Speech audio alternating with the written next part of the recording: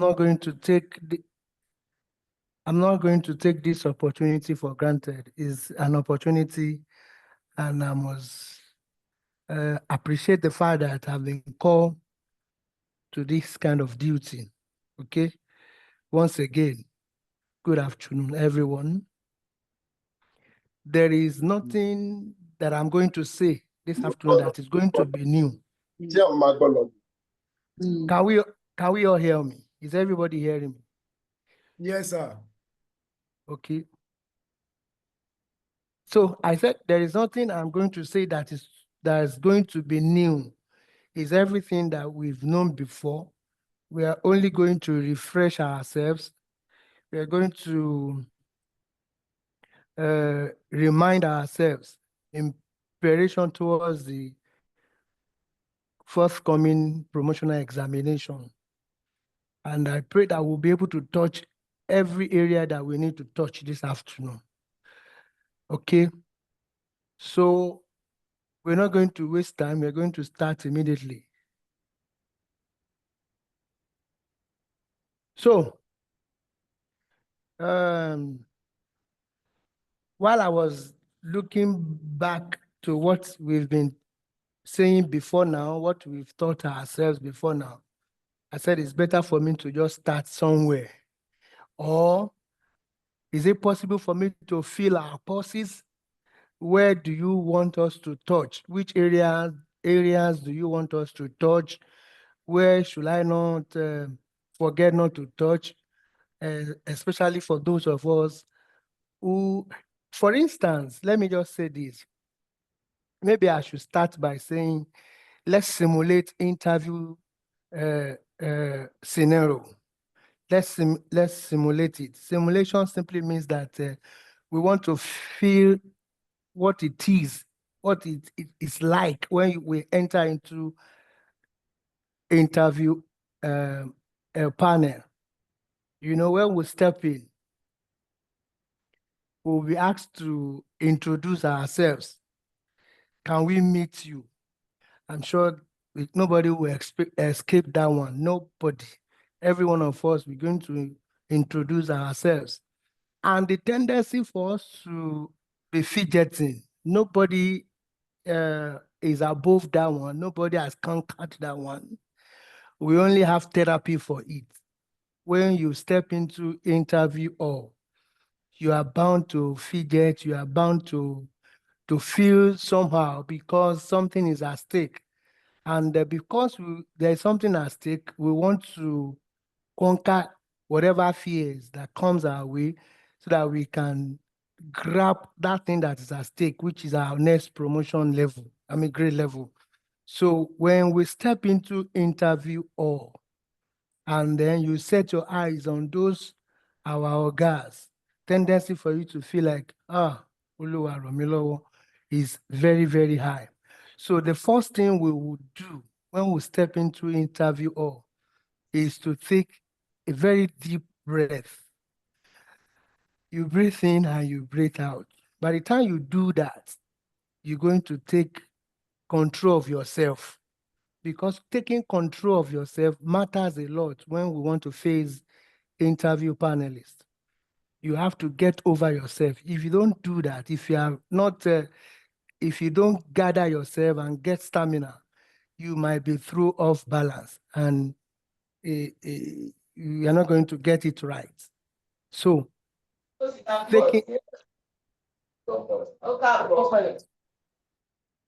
so we need to get hold of ourselves, okay, internally and externally.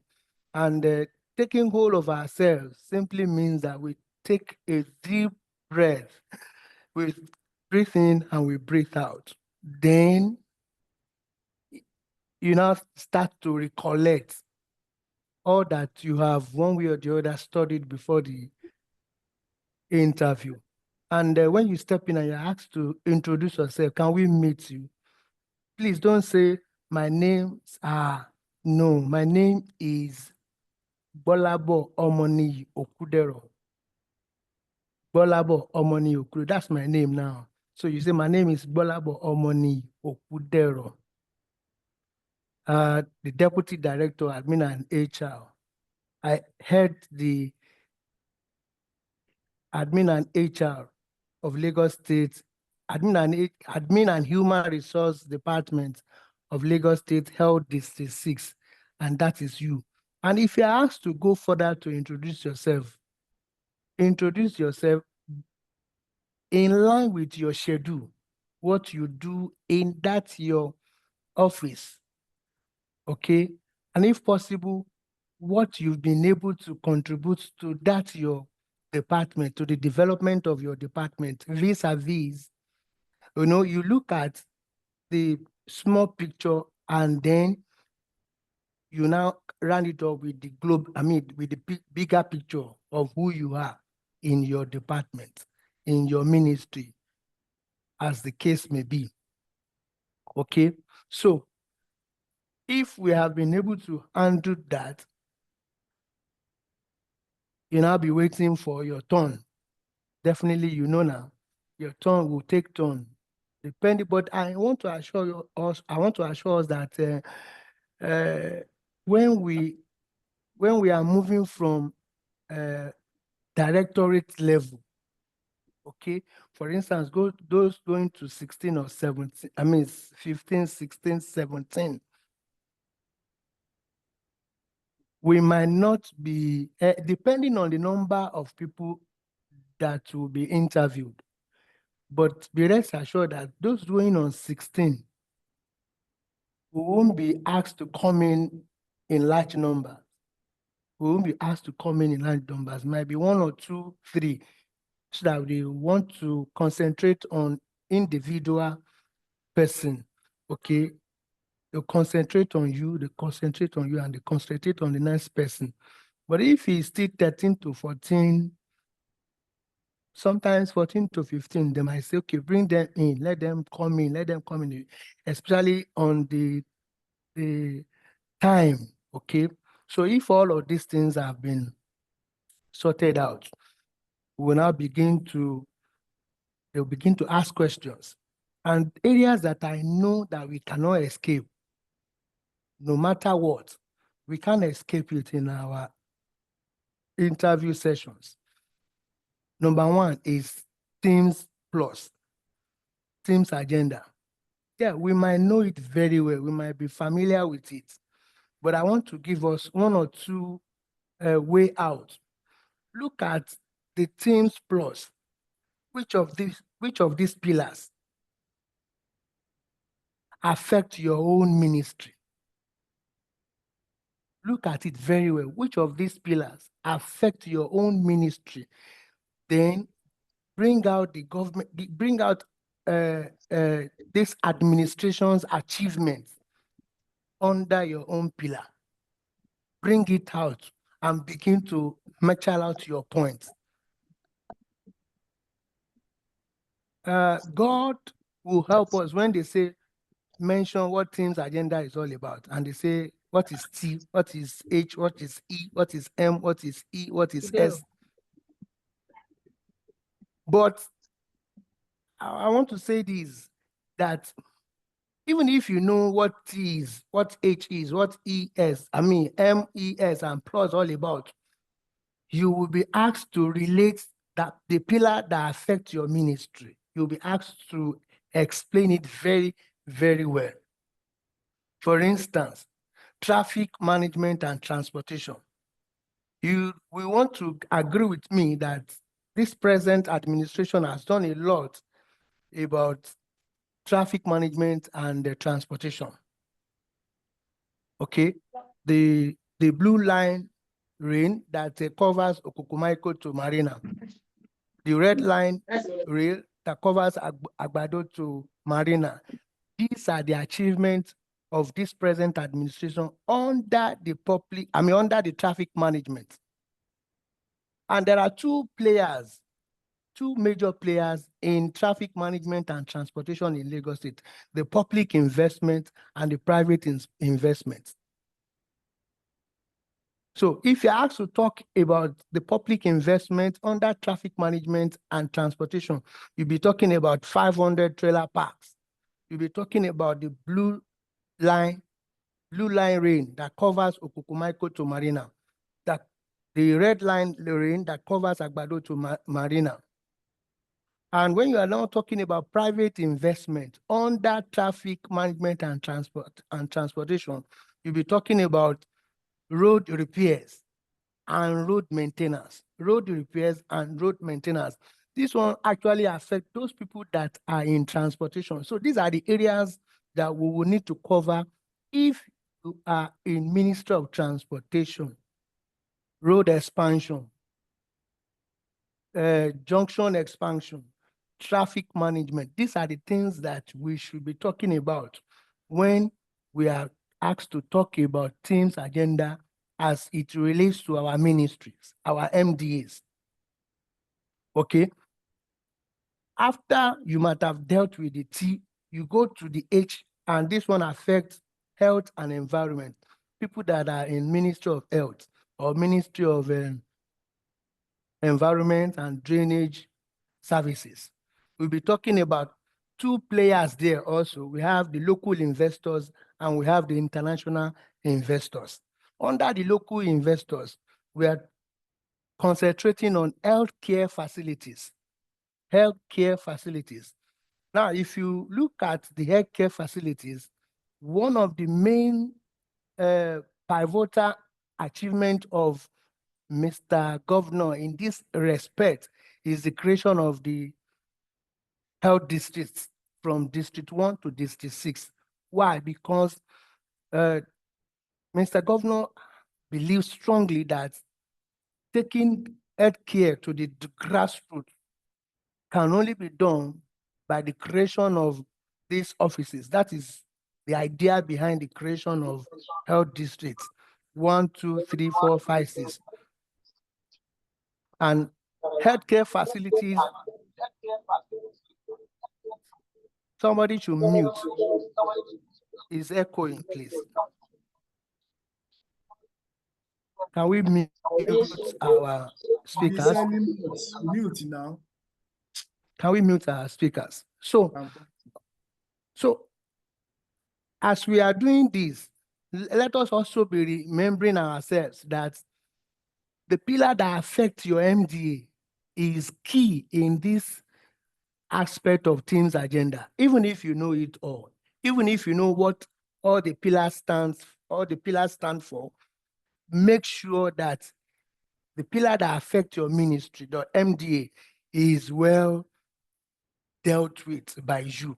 No matter what anybody in your ministry that comes in with you at the same time, no matter what that person will say, you must also have something to say.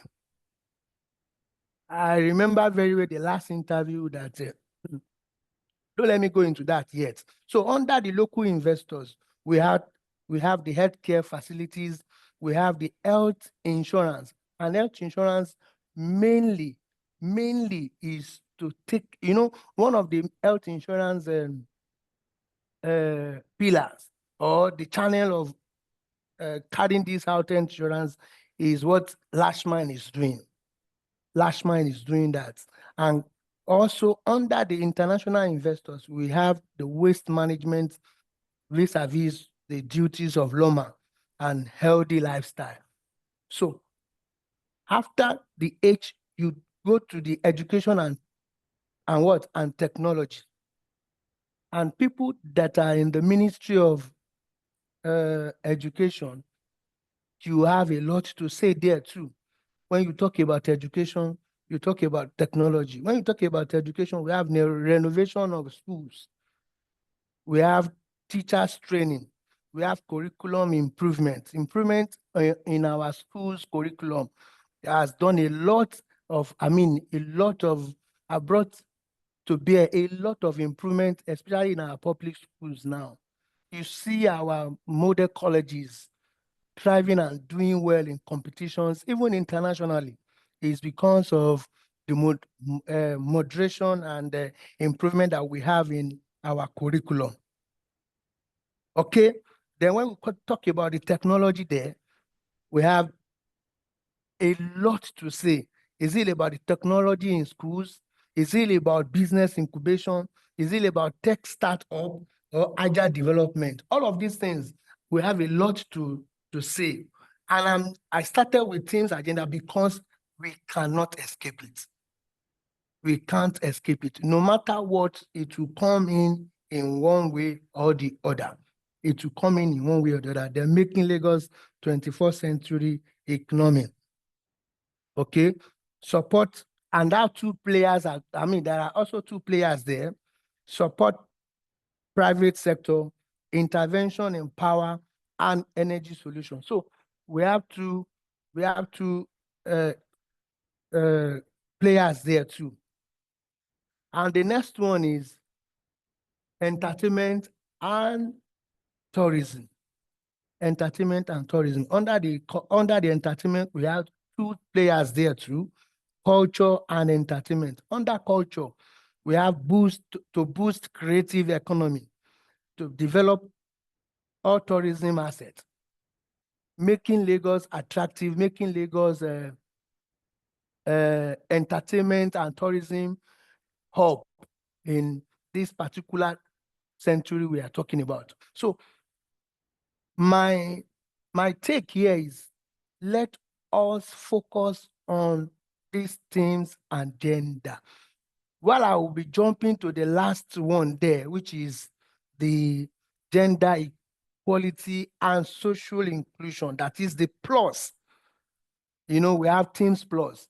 The plus is the one that was added when the second term of this new administration started. They came in with plus agenda, okay? And the plus simply means gender equality and social inclusion. Nobody will be left behind. That is the brain behind gender equality and social inclusion. And then we have a lot to say there too. A lot to say. Increase in regulation and partnership. You know, when we say we want to make equality to be, want to make gender to be balanced in this administration, we are talking about, okay, we are going to increase regulation and partnership with the orphanages. We are going to get to the grassroots. We are not going to leave anybody out of this race. Everybody will be touched. There will be protection, there will be development, and there will be participation by every strata of the economy. Nobody will be left behind. Even people who living with disability will also be taken care of. And that's why we say quota for employment when we talk about people living with disability. There is a quota that even if employment is going to take place, there is a quota, I think it's 2% of all the people that will be applying for employment. I'm talking about general employment now. People living with disability must also be taken care of. And that's why you see that most of renovation is taking place in all our buildings now, both in the mainstream and outside the mainstream, whereby easy mobility for people living with disability is being taken into consideration in the construction or in the renovation of our buildings. All of these things is because of what? Gender equality and social inclusion. And women also will be taken care of. And part of the plus that we are still looking at, because I don't want us to forget the fact that Teams Plus agenda, the plus has a lot to do, and we must not handle it with levity. And the last leg under the plus agenda is youth empowerment.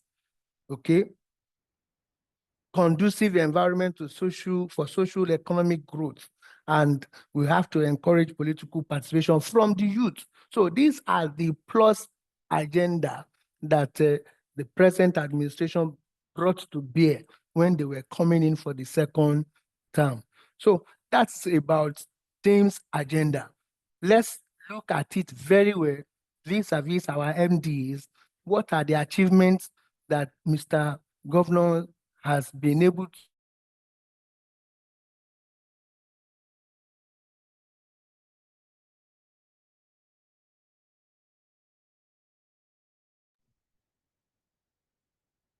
Mr. to Okudero.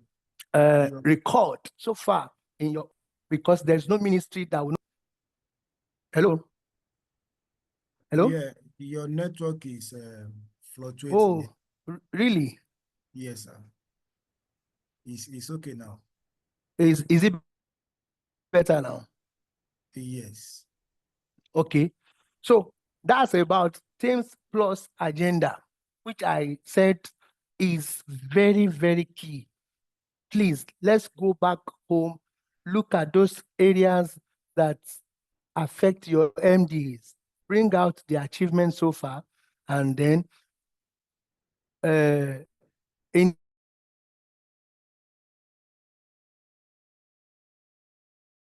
internalize it. Until you internalize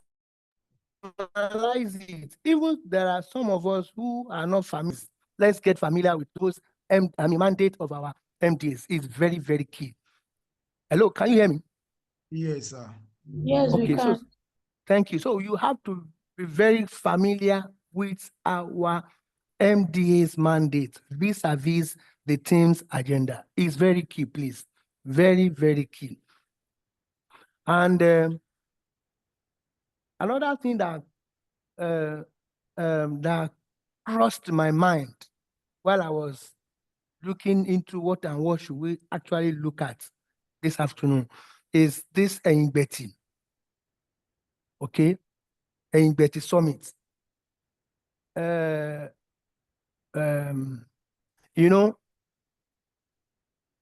it is a strategic areas for questioning our what will I say now? Our candidates, especially those who are moving from 15 to 16, 14 to 15, and 16 to 17. They want to ask you, tell us, what do you know about Betty Summit? When was the last one? When was the first one? And then what's it all about? And I want to say this afternoon that Betty is very simple. It's just, let's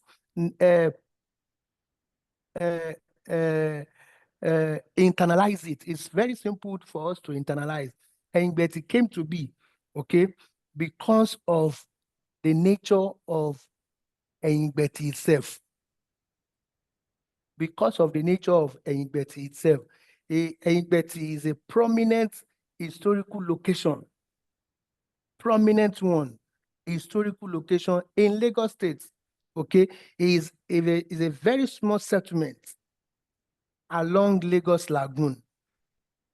Is a very small settlement in the olden days along Lagos Lagoon, where you will see people who will gather together and they exchange trade and also exchange ideas. Okay, especially people in on the island. This is exactly where they gathered in the olden days. They gathered, they transact business, they come together, they discuss ideas, they exchange ideas, they exchange businesses and trade, fantastic trade would take place in this particular Betty. And the first one, Betty Summit was actually adopted by Lagos State government because it's a place where business used to take place. It's a place where idea used to be exchanged. So what name again are we going to give the collaboration between government, private sector, and the citizen, if not Betty? So that name was given to, was coined using that particular settlement along the Lagos Lagoon. And that's why we have the first Betty Summit in 2000. In the year 2000, that was when the first one that took place, and is an idea that stakeholders will come together, stakeholders that involve the government, the private sector, and the citizens. They'll come together and begin to discuss ideas on how can we better the lot of Lagosians. How can we improve the economic status of Lagos State? And this is the reason behind Eyigbeti. And Eyigbeti has been coming and becoming and becoming. And the first one was titled Accelerating Economic Development through Public-Private Partnership. That was the first one in 2000.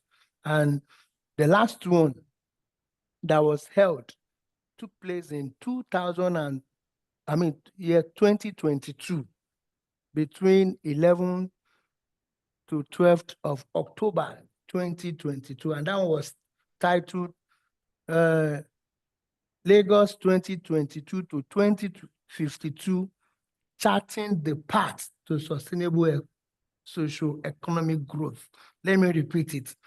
The last one so far took place in 2022, between 11th to 12th of October, year 2022. And the title of that Eyigbeti Summit is Lagos 2022 to 2052, Charting the Path to Sustainable Socio-Economic Growth. Okay? So what are the futures? Things that characterize Eyigbeti is all about policy formulation, investment attraction.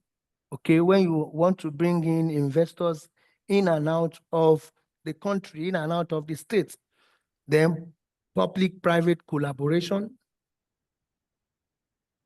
developmental projects, citizen engagement. Those are the futures. I mean, things that the KPIs of Eyigbeti Summit. These are the things that take place whenever Eyigbeti is going to take place, when they want to hold it. Okay. Also, I want us to note that Mr. Governor has presented year 2025 budget estimates to the House. And the title of that budget is what? Budget of Sustainability. We can be asked at any point in time, what's the title of year 2025 as proposed by Mr. Governor? Is titled Government of Sustainability. And is in three round of 3 trillion, anyway, 3 trillion. And the breakdown is as follows. We have capital expenditure to be 1.77 trillion. The current is 1.239 trillion. These are the components of the year 2025 budget estimate as presented by Mr. Governor to the House. And we know now that the next thing is House to rectify and to do the needful, and then Mr. Governor will append signature. And the next thing is that approval will be granted and warrant will be released, and the next thing will take place. So these are the things that I want us to quickly look at before we will now delve into some of the topics that I think we should look at in our public service rule. I don't know if I'm making sense.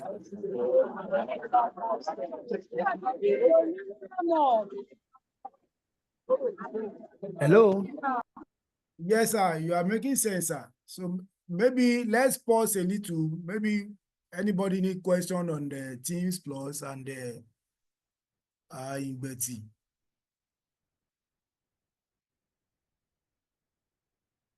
Can you hear me, sir? Hello, please, I want to ask a question. Hold on. Mr. Okudero, are you there? I'm here. Okay. I said let's wait for the participant to ask question on your presentation, sir, before you move to the other one, sir. Okay. Any questions so far, please? Okay, Clarification. go ahead, Mrs. Oguye. Okay, good afternoon, sir. Thank you very much for the presentation. So, please, can we have the figure for the year 2025 budget of sustainability? Yes, I mentioned it. Wow, I did- 3.005 trillion. 3.005 trillion. Okay, thank you, sir. Mr. Jamiu, Okay. question, please. Question. Mr. Hussein, right? Go ahead, sir. Yes. Go ahead, sir. Go ahead, sir. Yeah, Mr. Okudero. Good Yes, afternoon, sir. sir. Good afternoon, sir. Yeah, that's a fantastic starting. Please, Thank you, sir. I would want you to say something on security and governance. Okay. Yes, Okay. it is so important as regards Okay. my own agencies, please. All right. Yeah, Any other question? that's the Any question. other Thank you. question? Okay. I have another I question. also have a question, sir. Okay, Let's go a- ahead, Mrs. Onikepo. Okay, sir. Thank you so much for especially the Betty submit. I'm actually very thrilled because I've been very anxious about it. However, sir, I know you mentioned about relating the team's agenda with our own MDAs, and you said that under traffic management and transportation, there are two major players. I know you talked about public investment and private investment, but I wasn't sure. So I just needed you to clarify. Thank you. Players in traffic. Okay. Yes, sir. Noted. Thank you, sir. Noted. Okay, Thank you, noted. sir. Any question? I have a question. Okay, go ahead, brief. Okay, sir, thank you, sir. My first question Please, Mrs. Ogunye, can you close to your mic, please? Close okay, to am I your closer? phone, please. Am I closer? Okay, a little bit Okay. clear. Okay, my first question is as regards investor. Are we in PSO? If we're talking about public service of we want to talk about how it relates to us. Are we going to see the policy aspect of it? That's my first question. Then also, plus agenda.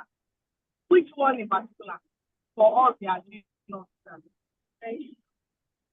Mr. Okay, thank Mr. Jamiu, please, I didn't hear that question. So those questions I Mrs. didn't hear. Ogunye, are you using your car and free set? Mrs. No, Ogunye, I'm no. not. The Okay. person cannot hear you. We can't hear you. We barely hear your question. Okay, can I come again? Is he? Am I Yes, closer? it's clearer. It's Uh-huh. clearer now. Yes. Okay, thank you, sir. So the first question is the Betty Summit. If we in PSO, how do we relate both the Betty Summit and the Teams Plus agenda to our present work? Aside the policy making aspect of it, which other way can we relate it? Thank you, sir. I think you are asking two questions. Is it only Yes. one? Two. Yes, two. Okay, two. Okay, thank you. Yes. Any question again? Good afternoon, sir. Good afternoon, sir. Yes, sir. Sir, Okay, Mr. Kede. sir, yeah. You said the last Betty was in 2022. Yes. Fine. Then what area do you think we can be asked on Betty Summit? So that's Okay, thank you. Another question. Okay, sir. My question is, because we are having state council within us and we have accountants within us. So as a state council, how can we relate the Teams Plus, the Plus agenda, the Plus with the Teams agenda? Then as an accountant, how can we relate it? Thank you, sir.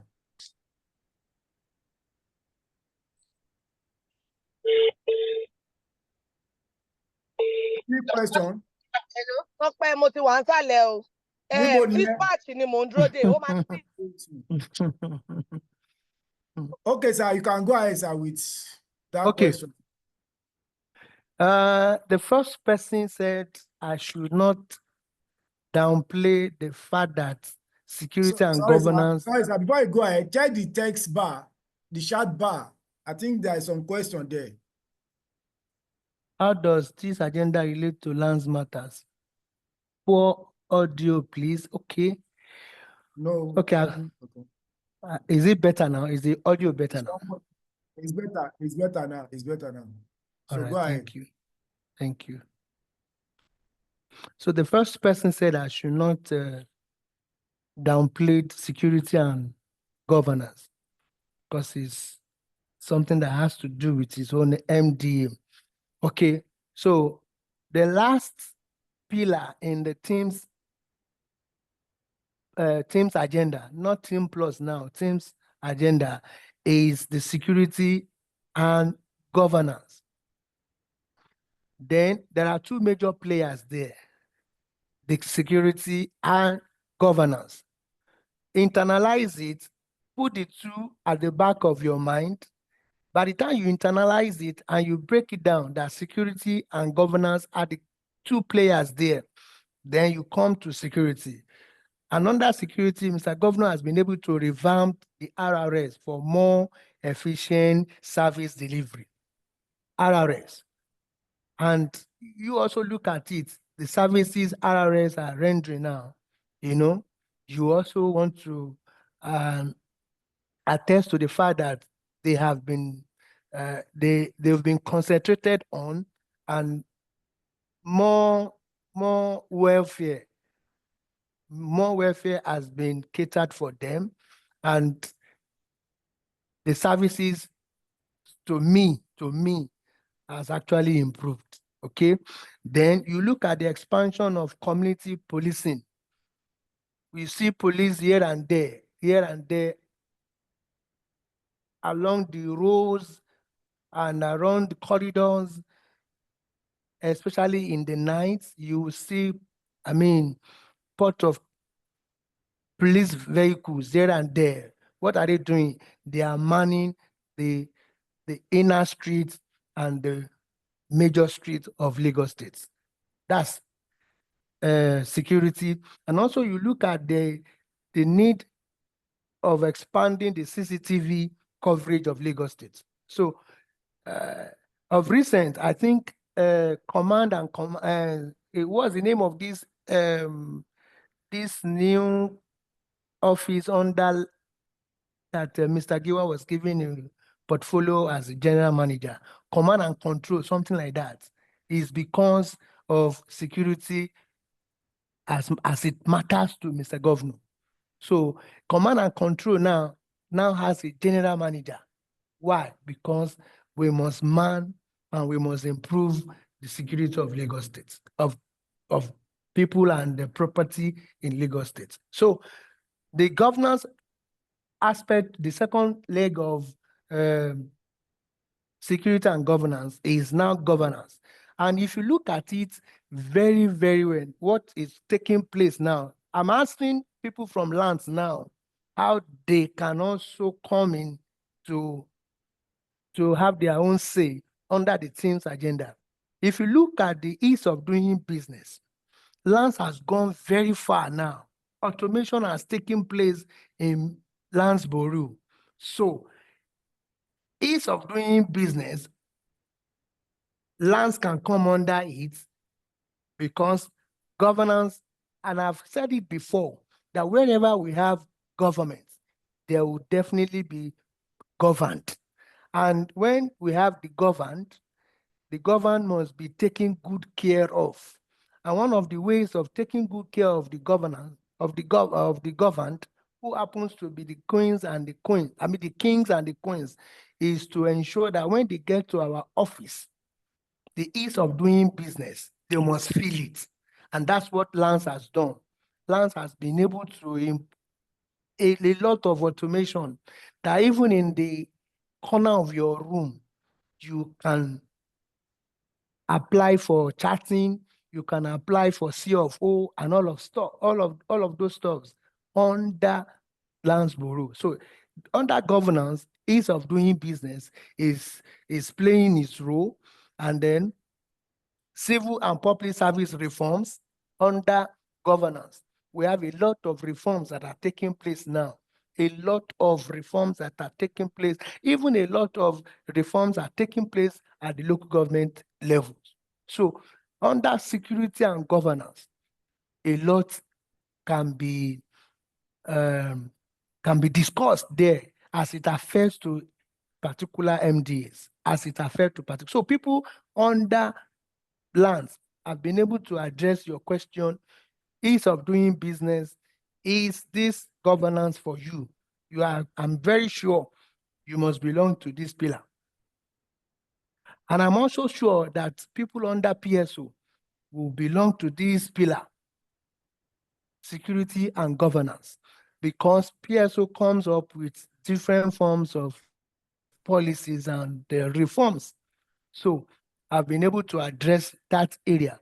But don't forget that PSO have a lot to do under many pillars of this team's agenda. A lot. We usually have circulars.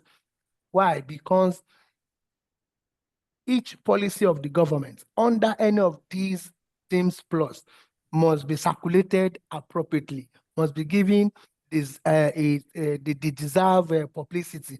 So that's the role of PSO. And under PSO, you remember that under governance too, welfare of the employees is key. So who does that? PSO. So we have a lot to do when it comes to lands. We have a lot to do when it also comes to PSO. So somebody said second player in traffic and traffic management and transportation. I said private investments. Private investment is second player, the second leg, and it has to do with road repairs and maintenance, road expansion. Whoever imagined that under the bridge Ikeja can be expanded to what we have today. You remember that under the bridge in Ikeja, it was always hold up, traffic gridlock. But by the time that expansion, was constructed and the road, the roundabout was removed, what happened? We have free flow of traffic. That is road expansion we are talking about. That will now dovetail to free traffic management in the state. So I've been able to look at that. And somebody said, Betty.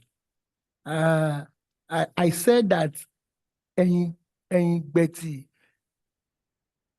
is like in our family house. In our family house, we have a place where we normally meet as family, where we gather together as family, and we want to discuss the progress of the family. And we have a particular spot where we gather together at every point in time. And that's exactly what happened to Eyigbeti. Eyigbeti is just like a small settlement along the Lagos Lagoon in the olden days where business takes place.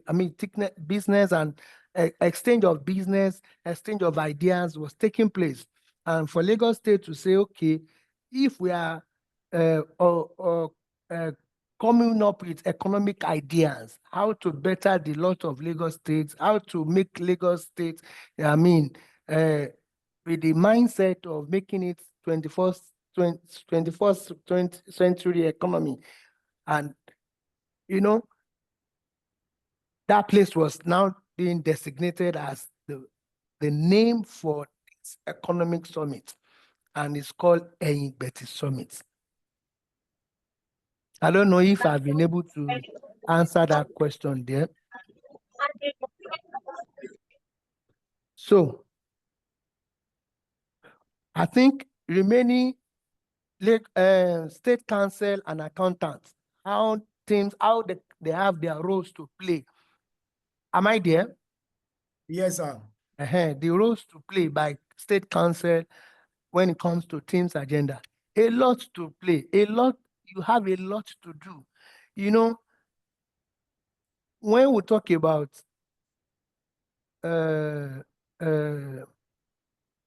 establishing, okay, idea in any MDA will be given birth by submission. Submission will be taken to Mr. Governor's office. Mr. Governor will look at it and approve that particular idea for ESCO consideration. Are we there? And once that is done,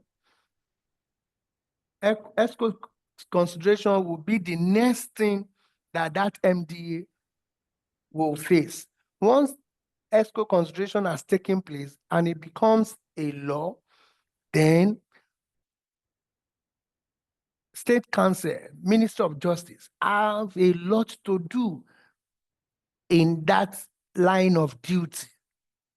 So you have come to play your role by the time ideas are turning to laws in Lagos State. So you are the one that will draft the law. You are the one that will make sure that the laws are well, how would I put it, are well developed and are in line with the rules and regulations. An accountant too, you have your role to play when it comes to governance. Okay, making sure that government money is well spent adequately. So if I've been able to answer that, fine. If not, we can look into it in a better way at another time. Okay, sir. So you can move on to the next level, sir. Okay, so we will quickly look at some questions in public service rule because we have like 18 chapters in civil service rule, and covering all of those chapters will be a long Herculean task. So we're just taking questions and be looking at them one after the other. For instance, if and financial regulation too, sir, if possible.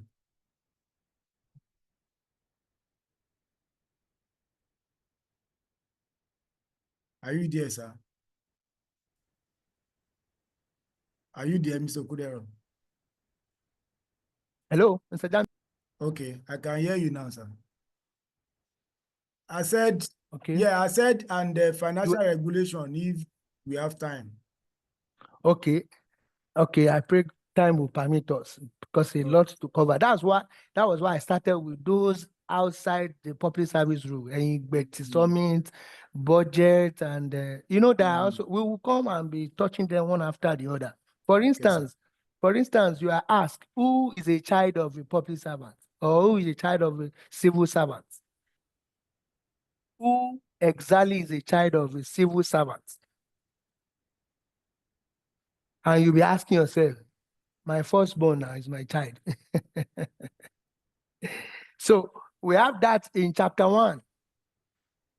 Chapter 1 of the public service rule. Who is a child of a civil servant? Is there in our civil service rule. Number 1, someone who is under the age of 18. Number 2 is the person's or officer's biological offspring. Number 2B, the officer's stepchild being the biological offspring of a spouse of the officer. That is, you are married to somebody who is not a civil servant, but the person has given birth somewhere before the coming together of you and the other person. The person bringing in a child you can prove it that is a biological child of that person. Then you can claim that boy or that girl as your own as your own child. So a child adopted by the officer in accordance with the statutory provision, in accordance. So if you are asked to produce your adopted child and you have not followed the statutory provisions, then you can't claim that child cannot be your child under the civil service rule, because you must follow the you must follow the provision of the, statutory provision of the law, and is entirely dependent on the officer. That means the person is still under 18 years and is depending on you. So, and you can also be asked, who is a temporary officer in the civil service? This is a member of staff employed temporarily in an established post. So this person has been employed, but that post must be established. Must be an established post. That person coming to hold this post must hold the post which has been established, but is limited to medical terms and personal aids of the honorable of the members of the House of Assembly. So this provision is peculiar to this area of these people. Okay? We are asked to say who is a temporary officer, or we are asked what is secondment. I'm just trying to bring in things that I know that can come in during the questioning in the interview, or and you ask what is secondment. We know that is a temporary release of an officer to the service of another government approved body or any recognized international organization for a specific period. So the main issue here is temporary release of an officer. Temporary release of an officer compared to transfer. Transfer is the permanent release of an officer from a scheduled office to another scheduled office. Secondment is temporary. Transfer is permanent.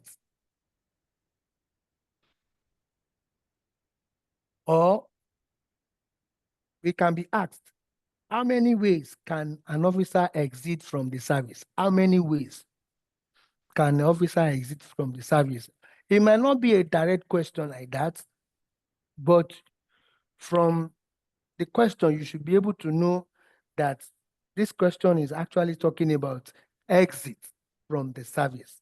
Exit from the service. And an officer or an employee of Lagos State can actually exit through resignation. It can exit through resignation, and resignation simply means that you are in the service, but you have spent less than 5 years. So you have decided to leave, or you decide to leave. And in this case, you are entitled to give one more notice.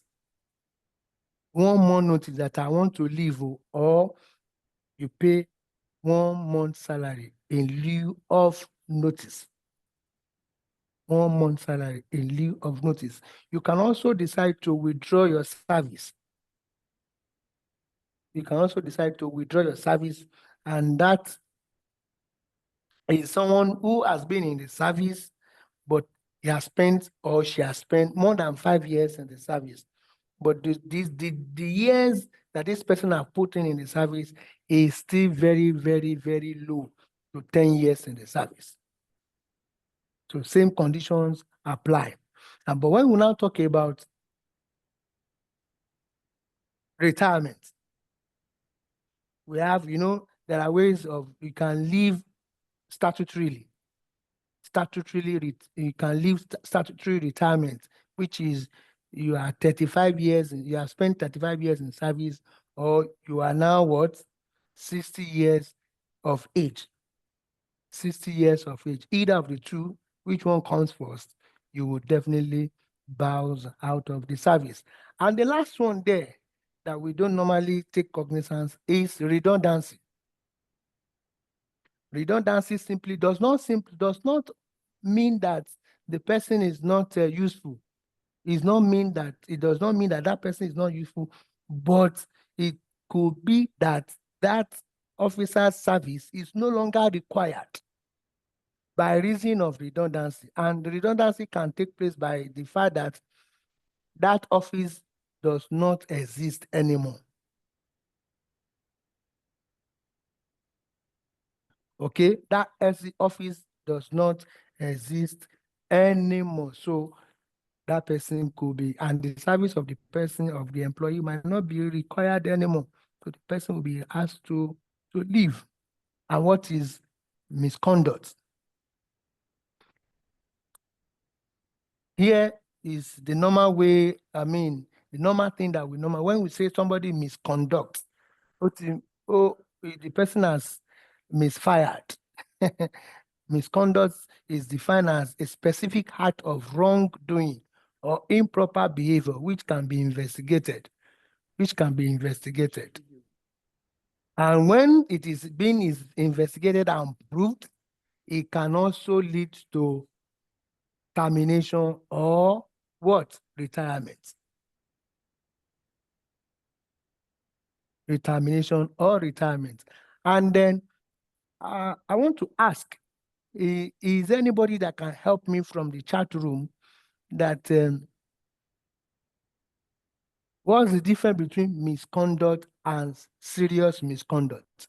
Anybody that can help me from the chat room? Let's interact. Let's interact. You can unmute yourself, and it's a way of internalizing it. Unmute yourself if you want to share idea with us. Raise your hand. Mrs. Babarinde. Anybody?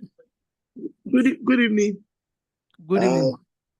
Misconduct can lead to retirement or termination, while serious misconduct leads to dismissal. Good. You're on point. But you see, that's the end result. End result, sir. But we are not looking at end result yet. Okay. You are on point, you're on point. But I'm only saying what's the difference now? Not the punishment, but the difference between misconduct and serious misconduct. Okay. There is one word I want us to internalize it. There is one word there. Miss Onikeku. Miss Onikeku. Okay. Thank you. Good afternoon, sir. Hello, good afternoon. Well, to my own understanding, misconduct is a kind of. Am I on? Yeah. Go ahead. Hello, Go we ahead, are here. Hello? We are here. Oh, okay. What I'm saying that misconduct is an offense that an erring officer does not, that the gravity is not much. But when the officer continues the same offense or the same offense, that is when it now become serious misconduct. That is, the gravity is now more and more. It has been warned, it did not defeat. That graffiti. That is when it now become misconduct. Mr. Lukman, Yes, that graffiti has a word in defining what serious misconduct is. It has a word. Yes, the graffiti cannot be compared to that of misconduct, but it has a word in the definition of what serious misconduct is. Hello, sir. Can I come in? Maybe gross misconduct. Gross. The word gross. The word gross. Okay. Yeah. I'm not going to do this alone. Let's go to our civil service rule. Do we have it there? I will just point out one or two things. We are doing this as if we are in a class, and I want us to internalize it. And once that is done, I tell you. Are we there? Yes.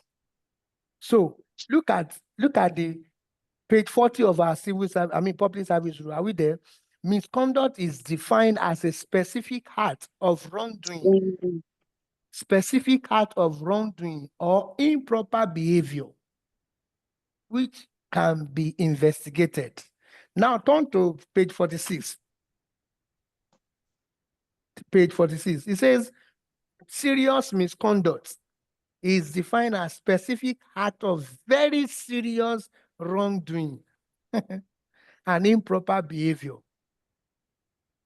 Serious wrongdoing and improper behavior. Serious wrongdoing, which is inimical to the image of the service and can be investigated and also be proved. And if at the end of the day it's being proved, this is what Mrs. Babainde was talking about. It can lead to dismissal. It can lead to so what's that thing that is to be underlined here? Serious wrongdoing. Hello, And hello, sir. Can I come in? you are free, sir. Come in, sir. Okay, sir. It is inimical to the image of the state. Yes, that's where we are The going, serious because misconduct because it's it inimical. is serious wrongdoing. It's a serious wrongdoing, and it's inimical to what? To the image of the government. So please internalize it. Serious misconduct is serious wrongdoing, and it is inimical to the image of the service. Okay, it tarnishes the image of the government, of the service. For instance, falsification of records, suppression of records, withholding of files, okay? Absence from duty without leave. Can we see that is a serious one? Engaging in partisan political activities, bribery, corruption, embezzlement, misappropriation, okay? Sexual harassment, fighting while on duty, serious misconduct. Serious what? Misconduct. So we can see that they are both improper behavior. They are both wrongdoings, but one is more serious than the other. And that's why it is called serious misconduct, and it is inimical to the image of the service. And by the time you get into the hall and you are being asked the difference, you just try as much as possible to juxtapose the two and see the one that is weighty and come up easily with those examples under the serious misconduct. What are those examples under what's it called? Under misconduct. Let's give examples, please. Are we there? Yes, sir. Let's go ahead. One, I'm listening. Improper dressing. Late coming. Improper, Late coming. Late Okay. coming. Late coming. improper dressing. Okay. Sleeping on duty. Sleeping on duty. Okay. Let me list them here. We have them here. Dishonesty. Dishonesty. Drunkenness. False claims against government. Foul language. Insubordination, negligence, falsification or suppression of records, failure to keep records. Failure to keep records. People that have not been keeping records is misconduct to habitual late coming, lateness to work, unruly behavior, dereliction of duty, okay, refusal to proceed on transfer or accept posting is misconduct. Malingering, discautious behavior to public. So you remember when I was talking about, I was talking during the last CIPM knowledge sharing, I was talking about what civil in the service all about. We have to be civil, and that's what we are saying here now. Discautious behavior to the public, engaging in trade or in business without authority, improper dressing while on duty, okay, immoral behavior, failure to appear for promotion exercise without reasonable cause, fighting while on duty. enough of examples there that we can give under misconduct and serious misconduct. So who can help us now? The difference between misconduct and serious misconduct. Quick. Everybody should be able to, we should be able to internalize that now. Okay, somebody is saying, what is voluntary retirement? When you decide to leave, you leave before statutory retirement, and there are things that you will enjoy, and there are things you cannot enjoy. So, serious misconduct and misconduct. Anybody to help us? Good afternoon, sir. Good afternoon. The serious misconduct is a specific act of wrongdoing, while the serious misconduct is a specific act of serious wrongdoing or improper behavior, which is inimical to the image of the state. And we said for misconduct, it could lead to termination or retirement, while the other one, which is serious misconduct, could lead to dismissal. So the difference is the serious act of wrongdoing or specific acts of wrongdoing, which is inimical, which the other one is just it doesn't have, it's just specific acts of wrongdoing. That's a misconduct. Thank you. And that reminds me of what I omitted when I was doing my preamble. When we get into the interview, please, maybe you will do this before you get there. Practice. No, but you like it. Practice confidence when you get into the interview hall. Let them see confidence all over you. No fidgeting. And I said the way to conquer fidgeting is to take deep breath. You breathe in and you breathe out. Then don't let any sign of fidgeting, okay, be seen while you are even talking. If you need to take enough water before you get in, some ladies will not want to take water because they don't want to feel pressed. But I want to let you know that enough water in your system at that material time is key. It can help you build confidence, okay? And make sure that you don't have a dry tongue. And fidgeting brings dry tongues. Don't let your tongue get stuck. Okay? So confidence is part of the winning strategy during interview. So let's go ahead. So how many weeks can okay. Mrs. Zabari, sorry, Mrs. Barry wants to say something. Okay, she's saying something. Is he raising her hand?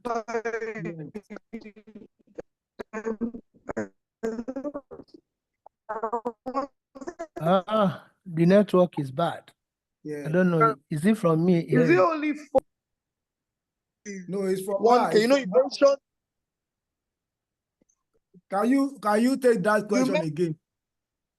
That's, and when he was asking us that how many ways can we want your network is so it's fluctuating. So he meant Mrs. Abadi, your network is Can you hear me? Yes, you take it now. Hello. No, okay. I said it's from service. He mentioned 4 ways of exiting from service. Are there other ways? Mr. Barry, can you type it out? Can you type it out? Because your network, we barely hear you. Oh. Yes, it's clear now. Okay. Okay, you can retake it. It's clear now. Okay, I was saying that when Mr. Okudero was taking us, he said there are 4 ways of leaving the service, exiting the service. So I'm asking that are there, apart from these 4 ways, are there more ways of leaving the service? Okay. Hope you got the 4 ways I mentioned. Yes, I did. But I know there are other ways, but I just wanted to confirm if maybe through death, abolition of office and all of that, are they still part of leaving the service? Yes. Yeah. No. You see, when I was explaining redundancy, abolition of office comes to play under redundancy. Okay. Then death is not somebody who wish to leave the It's service. natural. Yeah. Yes, it's not somebody's wish to leave the service. So those are the areas that you can actually, that are okay. Somebody wants to leave the service, and you take these steps that I want to leave the service. Okay, those were the 4 ways you mentioned. Yes. Okay. Death, occurrence of death is not somebody's wish, Mrs. Babarinde, I'm sure you know. So I know. yes. So now we have paternity leave now. We have different types of leave. And then in the first instance, what is leave? Okay. What is leave? When we say leave is the absence of somebody.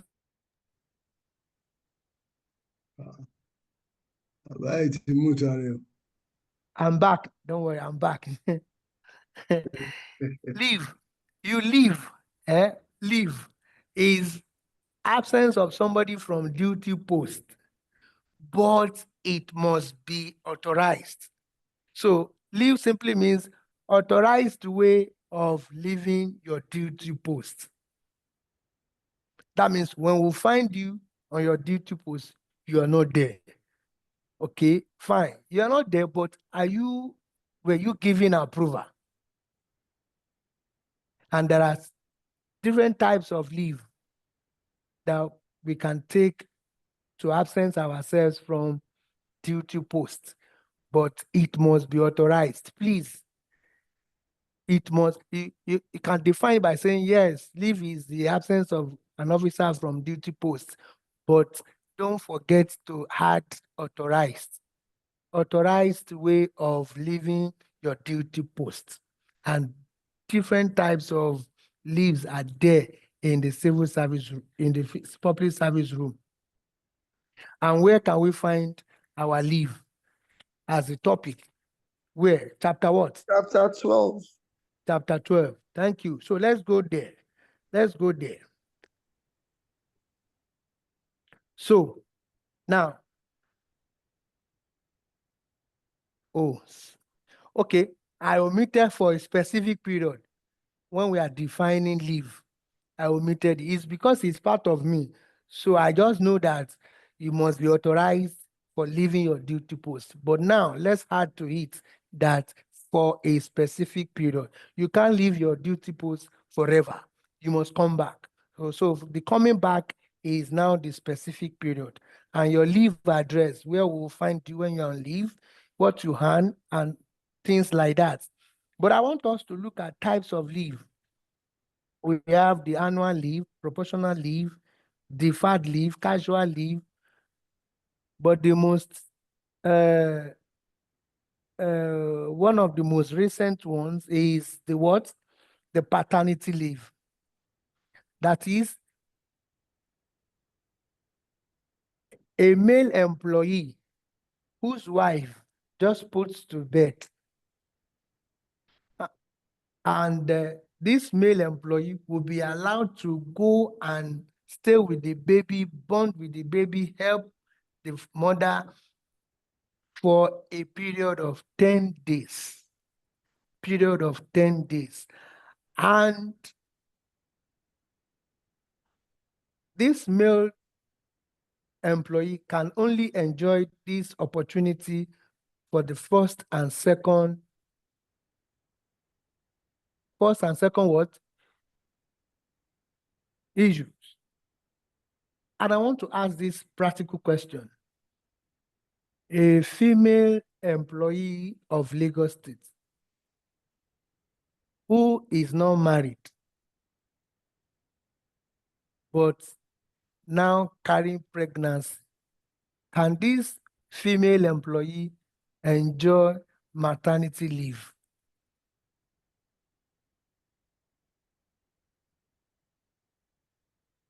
Are we there? Yes, sir. Can the person enjoy maternity leave? Somebody should help me.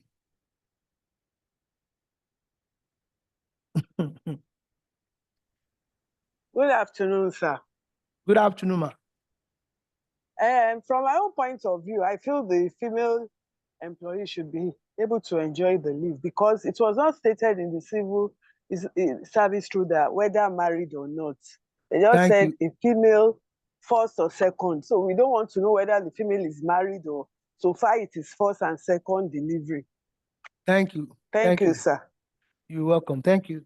Thank you. God bless you. That's just the response.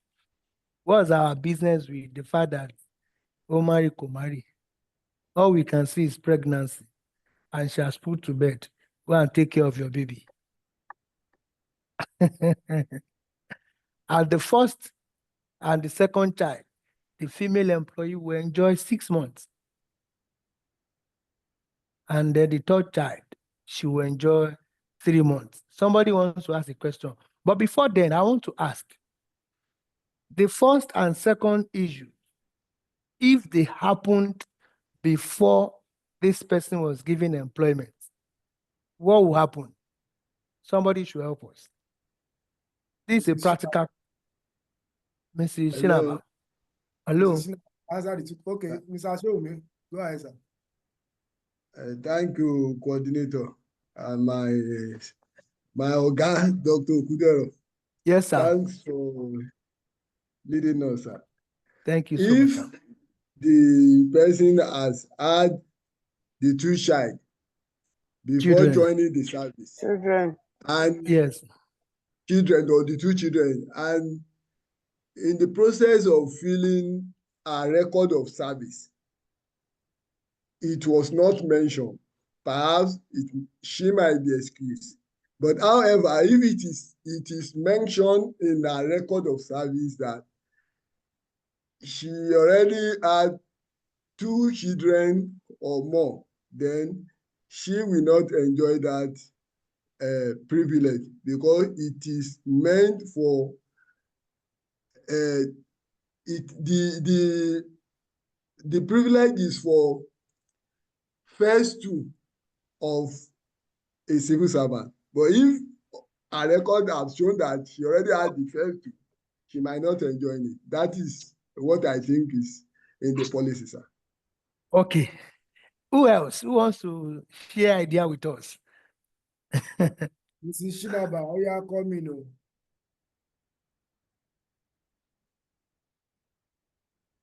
Mrs. Shinaba.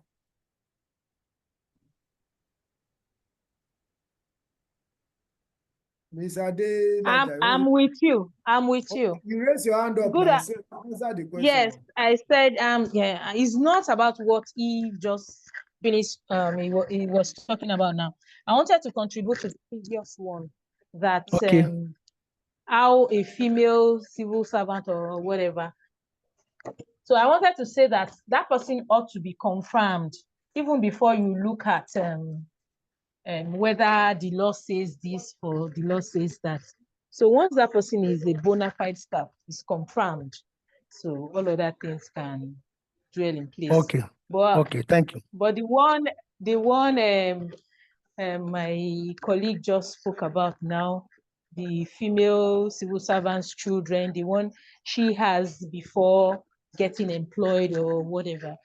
That one, I think those won't be called the child to the civil servants.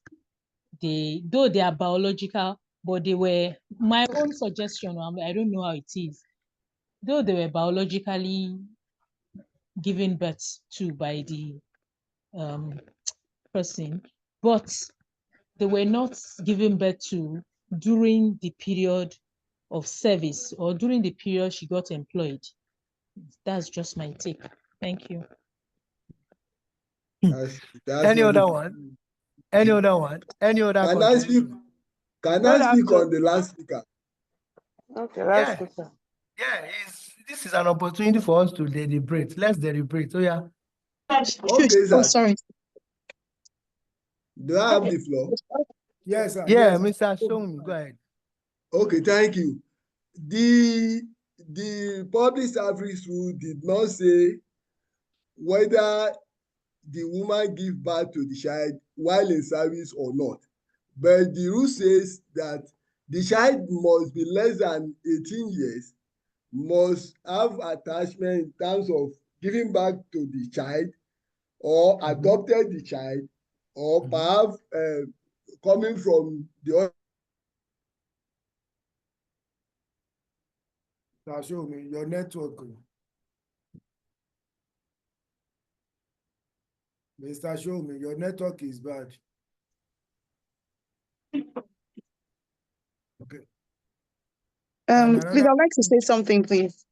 Okay, go ahead. Go ahead. Okay, sir. I think this is very clear on this. He said that a female officer who is pregnant is entitled to maternity leave with full pay in the case of her first 2 deliveries. Okay, I'm getting that wrong, but it's only for 24 weeks for the first 2 deliveries. They said any third and subsequent deliveries by any female officer shall attract 12 weeks. But he's saying that the rule is very clear.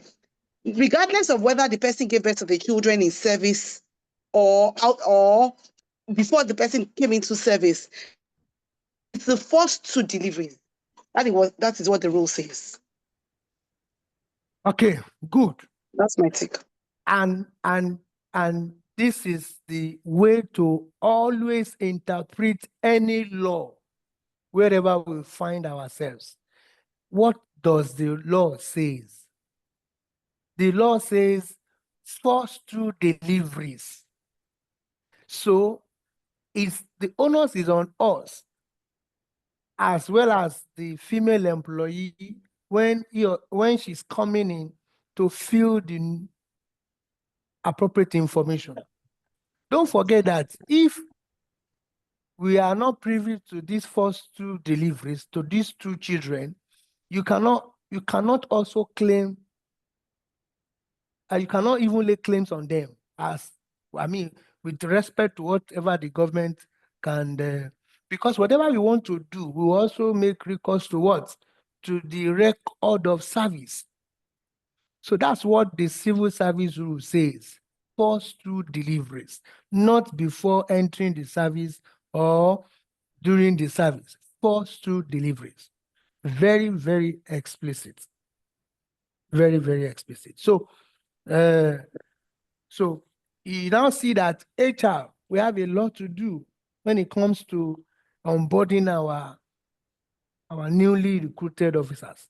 When we are onboarding them, what you need to say that will make them to complain to you, what you need to do that will make them complain to you. Because if you are not doing all of these things, you might not get the job done effectively. And you must get the job done effectively. So a lot of things we need to do as HR when they are coming in and we are onboarding them. So thank you, Mrs. Onikepo, for that explanation. So, we have a proportionate leave. For instance, an officer who just, this is December, and somebody was employed in October. Please, I want to ask, does that person entitled to leave? And the person is on level 8. Is that person entitled to leave? Yes, he is. He or she is. He is entitled to leave. Yes, sir. Okay. Because the person person has worked for at least 3 months. At least And so, 3 months. And that's how many days now?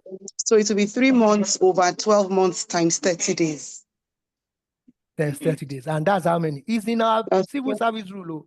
It's in our public service rule, page 112. Page 112. So, officer on level 8 who has spent 3 months in the service can enjoy 7 days. Yes, Can sir. we see it there? It's there.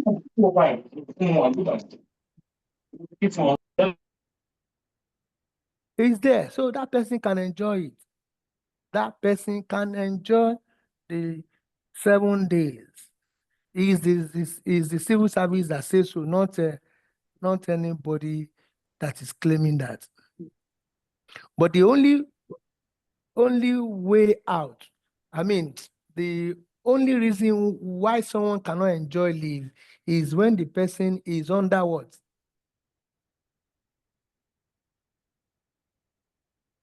Is not up to 1 month in the service. If the person is not up to 1 month in the service, according to page 112 of the civil service rule.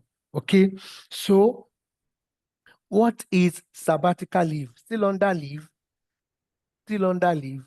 I brought this one out because we normally mixed it up.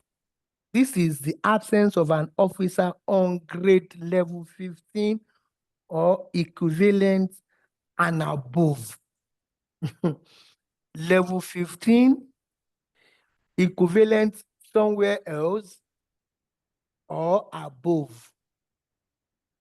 And the person is allowed to absent from duty for the purpose of research.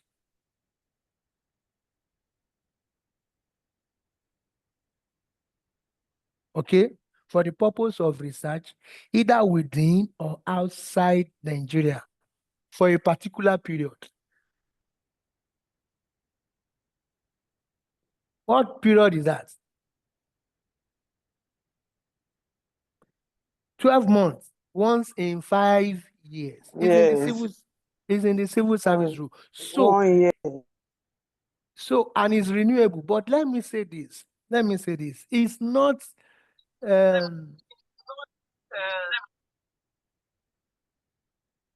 leave for any other purpose, but for research. You want to go and research, and the person must be on grade level 15 or equivalent or above. Okay? And it's for a period of 12 months, once in 5 years. All right. So, leave of absence.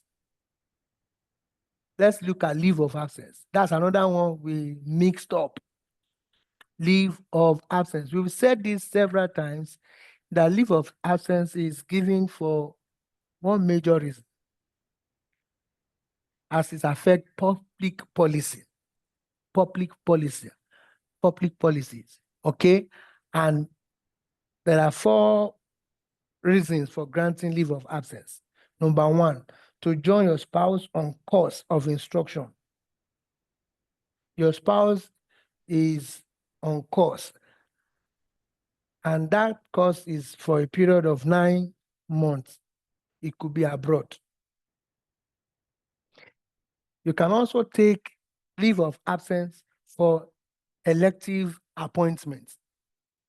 You have been given appointment, you have been appointed as, what's it called? Politically. I don't want to give any position now. Politically, you have been appointed, you can be granted leave of absence. You can also be given leave of absence to join your spouse on ground of health or public policy. I've mentioned it.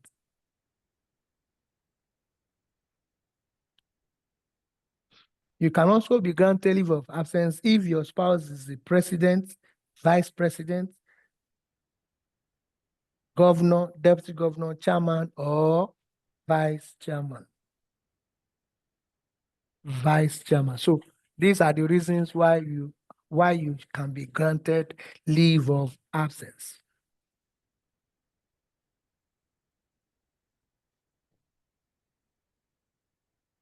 So let's go on. We are looking at, oh, sorry, any question before going further? Any question? Let's look at it together. Let's look at those questions together.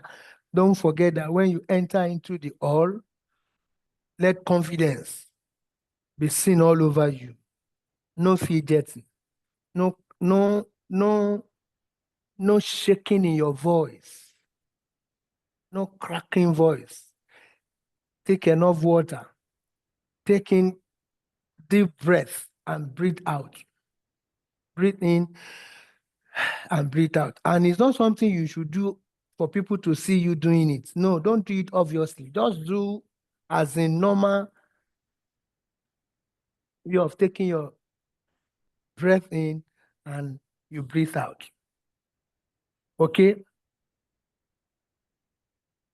Any question, any omission, any deletion, any contribution before we move on?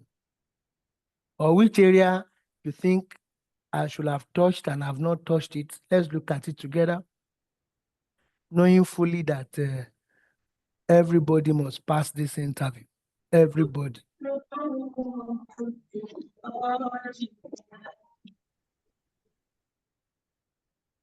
Are we there?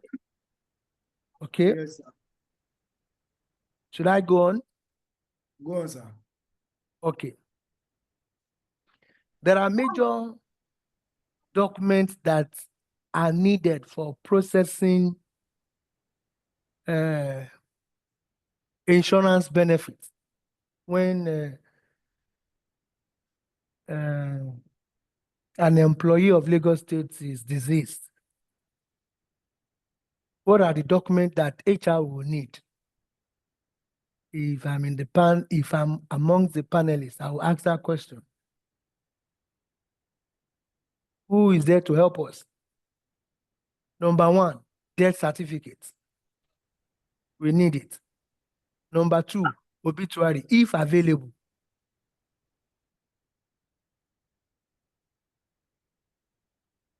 Letter from the family informing us of the demands. Last 3 months promotion, pay slips. The last 3 months, yes, pay slips. Pay slips. Even the promotion letter, sir. Last promotion letter. This is Babarindi. Yes, you are very correct. Yeah, I said each the promotion letters. I think the last 3. Last promotion or the last 3? The last promotion letter I think it's will the last suffice. 3.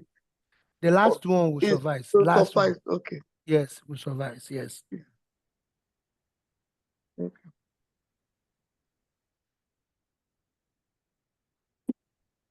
What are the components of ESCO memo? ESCO memo. Oh, sorry, sir. Can I just ask you a question, sir? So if the officer, God forbid, I know, what if the person was indebted or anything? We don't need anything like that. Would they need that? No, it's not needed, okay. But I know that finance will know how to go about that. That's why they always request for the last 3 months pay slips. Excuse me, sir. Okay, sir. What of a letter of administration? Is it needed? No. No. Don't forget that okay,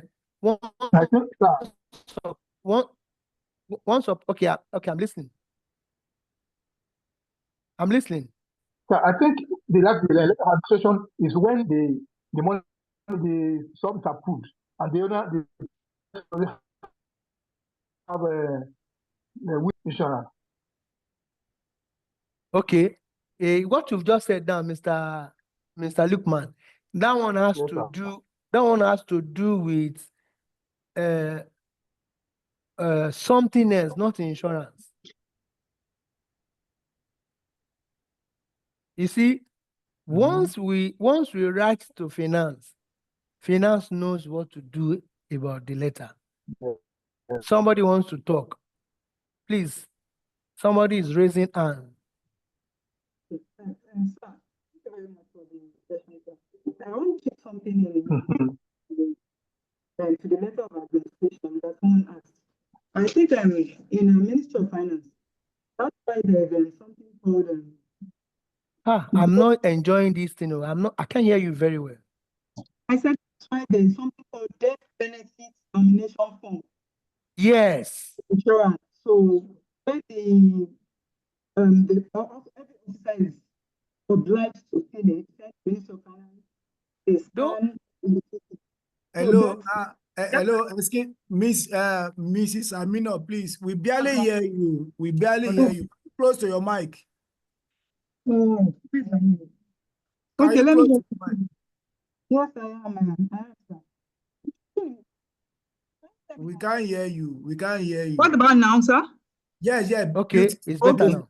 Okay. I said with regards to the person that asked about letter of administration, it doesn't apply to insurance because there's something called death benefit nomination form where every officer is obliged to fill it and send it back to Ministry of Finance. The purpose is in case of an eventuality, nobody prays for such, but when it happens, the insurance department will look out for that form and the named beneficiary and the ratio of the amount to be given to the beneficiaries would have been stated. Thank you, sir. Okay. Thank you, Mrs. Amino. Thank you so much. Mr. Afolabi. Hold on, sir. Mr. Dario, hold on, Mr. Jami. Okay. Let me just ride on what Mrs. Amino just said. Very key. And that's why we should allow all our officers in our ministries, in our MDAs, to fill that benefit nomination form. We must fill it.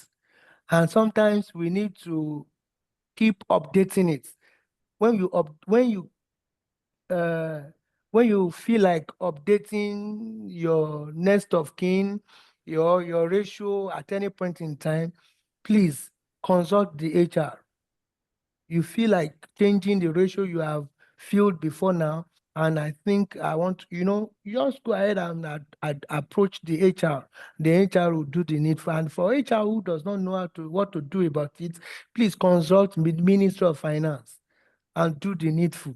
That form must be filled. So we don't need the letter of administration for insurance. The Ministry of Finance knows what to do about that. Thank you, Mrs. Amino. Mr. Afolabi, go ahead, ma. Okay, thank you, Mr. Jami. Good afternoon, sir. Good afternoon. I'm sorry to take you back a little.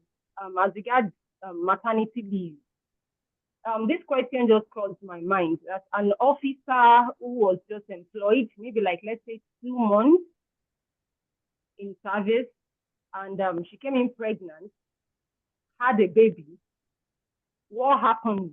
Is she going to get any number of weeks for our maternity leave?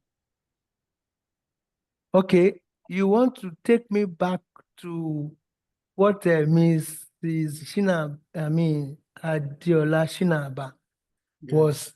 She said something, but I dodged it. I didn't want to dwell on it, and you have you brought it back because she was saying that if somebody is confirmed, and this is someone who has just been employed, okay, and this person, was employed with what? With pregnancy, and she has put to bed. I'm putting it back to us on the floor in the house. What should be done? Would the person be entitled to maternity leave? Yes or no? Who will help us out? Let's deliberate. Hello, sir. Hello. Okay. You dodged the question again. Okay. No, it wasn't a question. I wanted to shed light when Shinaba talked about it, but sir. I said since there was no need, but there is need now. Okay. You see, there's leaves, there are calculation in the prorating leaves. Mm-hmm. One could, in most cases, our female officers are always strict when it comes to issue of pregnancy, who is qualified and what have you. So if we want to adhere to the calculation on the prorated leave, the female officer could enjoy what is there on the calculation. However, under compassionate grant, the female officer could enjoy the full 6-month maternity on compassionate grant, because the maternity leave is meant for the baby, not for the woman, so that the new child will be properly weaned and given a strong foundation for life. So if I am to handle the issue, that is what will be my own submission. I give room for other colleagues to contribute, sir. Thank you, Mr. Batunde. Thank you. Any other person? Newly employed female employee Good afternoon once again, sir. with pregnancy. Good afternoon, ma'am. Good afternoon. Yes, sir. From my own submission, sir, it depends on when the female officer is employed. Was the female officer employed in January of that leave year? Because it's a full year, you have to have stayed for a certain period before you can even go for a leave within a leave year. Peradventure, the officer got employment around August, September. The officer was even close to like 7 months, 8 months, and got employment after July. I don't think that officer is entitled to go to leave within that leave year, because he or she has not even spent up to 6 months in service. You understand what I'm saying, sir? So I don't think that officer will be entitled, except based on compassionate ground. Thank you, sir. Okay. Mrs. Alaga. Thank you. Someone else. Mr. Ido. Mrs. Alaga. Abi Mr. Alaga. Unmute yourself. Insightful. Thank you so much, sir. So concerning this case, we can't hear you. We can't hear you now. Mrs. Alaga, are you there? Mrs. Adeniyi, you want to say something? Good afternoon, sir. Good afternoon, ma. Go ahead, ma. Yes, I would like to align with what Mr. Babatunde, I think, said. The situation at hand is that a child has been born. Hello? Go ahead. A child has been born. The baby has to be taken care of, even though the mother is still very new in service. So the leave can be prorated. It's not necessary that she gets the mandatory 3 months or 6 months leave, but the leave can be prorated so that she can have some time to take care of the baby before she resumes work again. Thank you, ma. Okay. So okay. We can see. Sorry, sir. Ms. Alaga, are you back? Yes, I'm back. Sorry, my network went off. Oh, okay. Go ahead, ma. So what I think is that an officer that is not confirmed is actually not entitled to maternity leave, or more so that she gives birth within the year of employment. But on compassionate ground, she will be given 3 months to have a baby and take care of the baby, but she will not get the full 6 months. That is the entitlement of the mother that was forced to birth. That's my submission, sir. Okay, thank you. Okay. Ma. So go ahead, sir. Okay. Thank you so much. In fact, I'm enjoying. Hello, okay. Sir. Okay, Before you conclude, sir, the issue of leave has nothing to do with confirmation, sir, because it is annual thing. every year we prepare leave roster, and for someone joining in the middle of the year or what have you, that is why the issue of prorata comes in to allow for someone that joined at the middle after you might have done your leave roster to benefit from the leave. So the issue of confirmation has nothing to do with officer to enjoy the leave. Rather, the leave will be prorated. However, the technicality there is also that perhaps you must have spent 6 months before you can proceed on the leave. If within the year the 6 months is still there for the person to enjoy, then he or she will enjoy the full leave for the year. So that is my own opinion on the matter.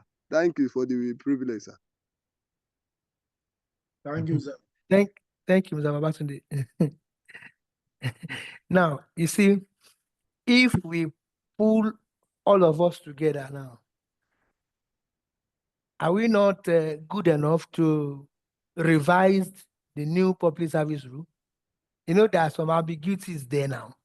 So we need to revise it. We need to put, we need to cross some T's and dot some I's in the public service rule. We have to be more explicit in our public service rule. And I like the way we had deliberating on it. It's so sweet and so practical, like we are in the classroom. And this is how it should be when we enter into the interview hall. Let confidence radiate through you throughout. So on the issue of leave, do you know that I have a case early this year? This lady came in March with pregnancy, with premature. What are you going to do? Like Mr. Babatunde said, the leave is not mainly for the woman, it's mainly for the baby. Premature. Am I going to be saying you have not been confirmed, which is not even a key now?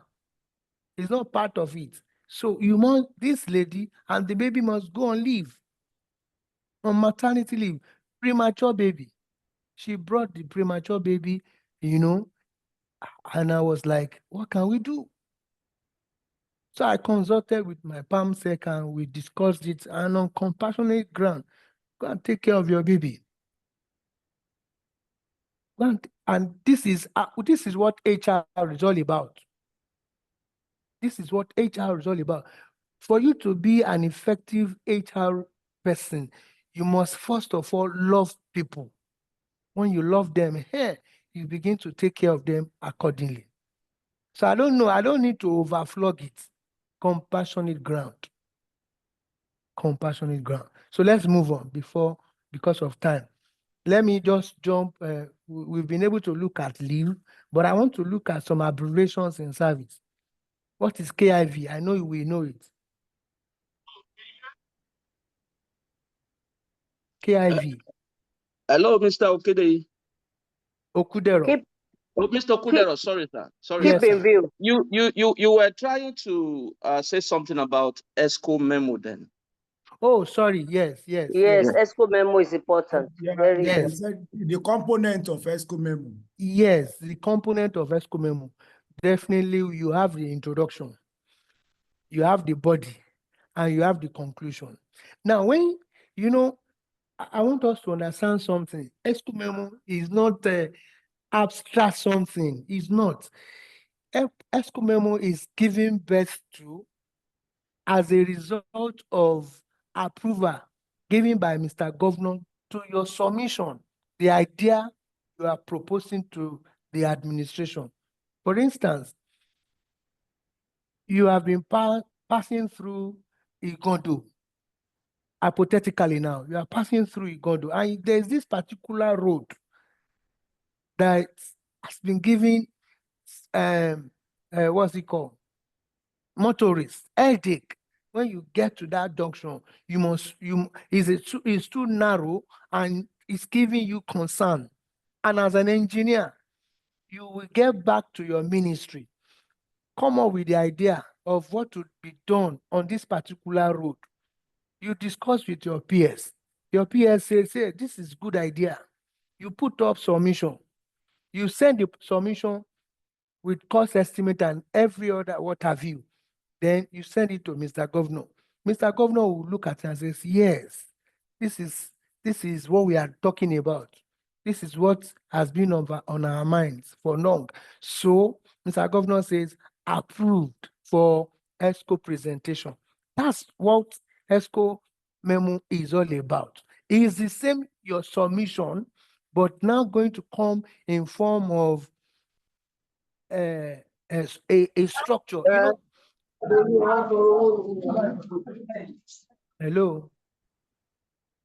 So it's now going to follow a structure. Before, your submission didn't follow a structure, but ESCO memo, you now make it, you now structure it. Each paragraph belonging to where it's supposed to be, and all of those submissions from the beginning to the end can be classified under these sections: the introduction, the body, and the conclusion. That's all. Where you're supposed to bring in your figures, you bring them. For instance, now you are writing a good submission. If you have put up a good submission from the beginning, converting your submission to ESCO memo will be so, easy for you to do. So that's why you should be able to, in the first place, write a good submission. And I've been saying it and I'll continue to say it. There are some people, they know how to start submission. They don't know how to continue it. Some people can take all of the submission at the middle and they continue it and not be able to conclude it. Some people can also now conclude it. But as HR officer, you must be able to have the conceptualization skill, how to conceive idea and how to put it down and how to finish it. So by the time you have these skills, you should be able to structure your ESCO memo. ESCO memo is just being presented to the executive members at the chambers for them to look at it. And is your PAMS or your commissioner and your PAMSEC will be there to defend the ESCO memo. Somebody wants to ask a question because of time. Okay. Unmute yourself, Mrs. Okorodu. Oh, sorry about that, sir. I just did, sir. You just what? It was an error. It was an error. Okay. Okay. Oh. So, Mr. Jamil, I don't know. It just crossed my mind that I think it's better we look at. I don't know. It was benefit of those who might have not seen it before. We just need to look at specimens of ESCO memo and the structure it follows. Maybe another time, sir. I don't know. Sir, if you have it, sorry, ma. Sir, if you have it, you can send it to me. I will send it. If you have a group. Okay, good. You can send it to me, either PDF or okay, JPEG. good. Okay, for us to the look ESCO at memo. In fact, the component of the ESCO memo, submission reports, and what you know that we need to know. Yeah. You see, for the report, report is something that they should wake you up to write. Okay. I know. The report to start with your title. It will follow preamble. After preamble, you have terms of reference. After terms of reference, you have methodology. After methodology, you have your findings. After your findings, then you come up with your recommendations and conclusion. That is a typical report for you. Your title, which must be well coined out. Okay, somebody is asking, is it compulsory to have executive summary in an ESCO memo? Now listen very well. Is is not compulsory, but it is good, because when you have executive summary, that is where Mr. Governor goes to capture everything you want to say in your ESCO memo. Executive summary is just like your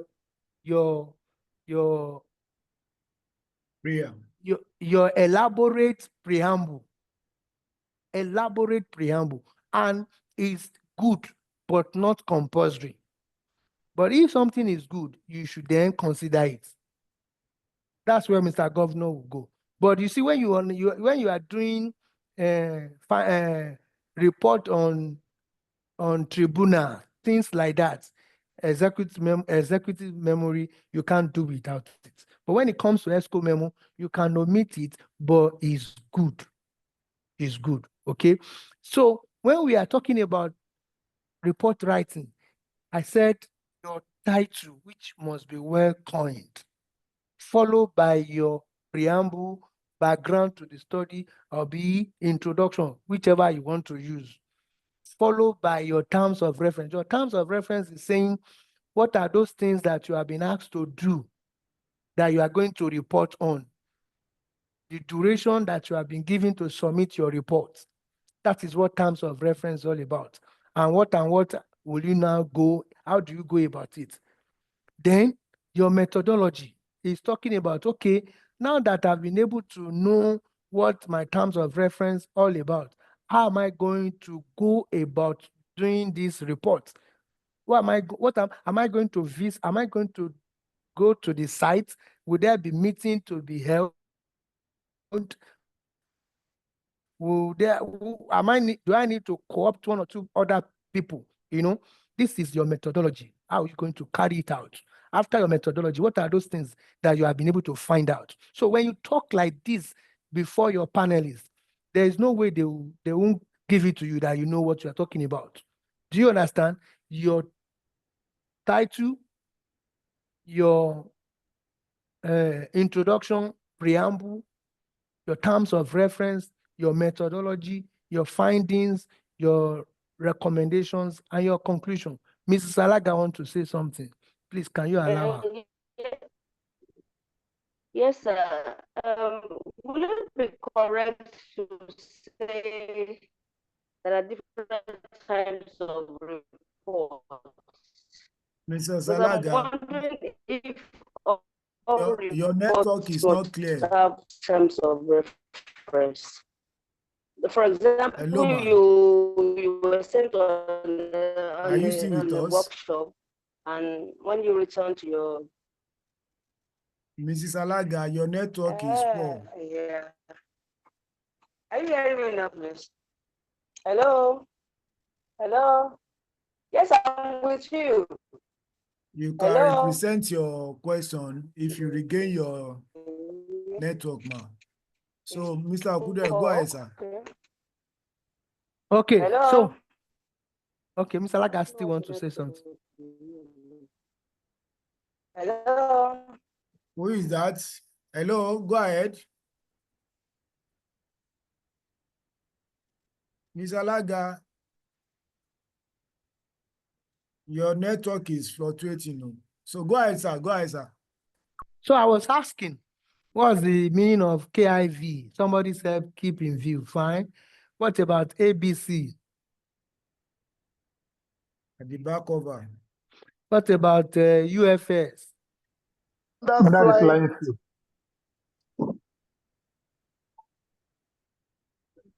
flying field. Okay. Now, what's the difference between UFS and true?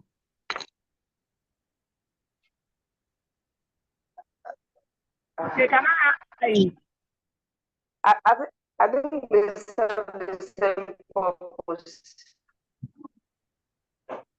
Mrs. Alaga, maybe you change but your there's a difference, a slight difference. Ms. Alaga, can you type your question? Your network is not friendly there. Okay, Mrs. I will. Okay, okay, I will, thank you. Continue, sir. So we were saying that what's the difference between true and UFS? True and UFS.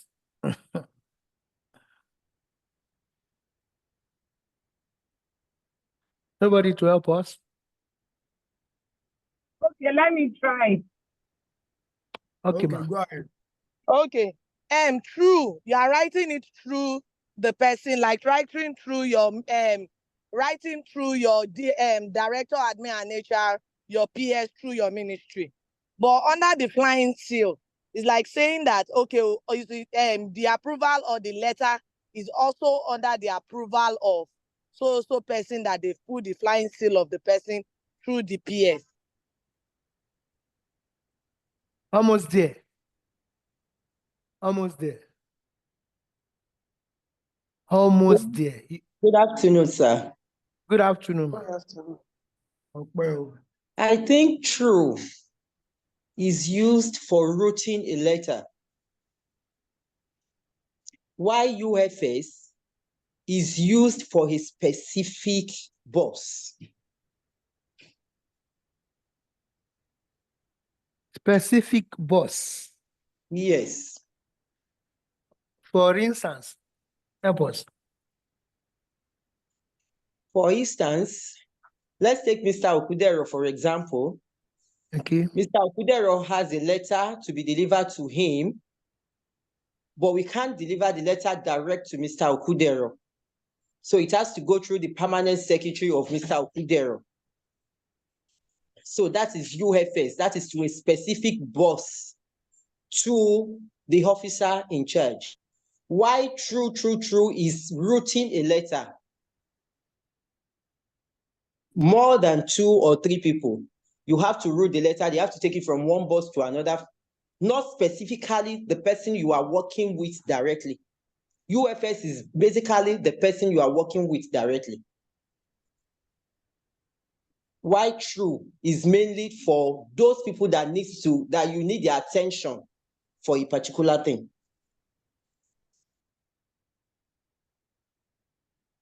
Your explanation is fantastic, but I still want us to nail it. Mrs. Agbeleye, unmute yourself.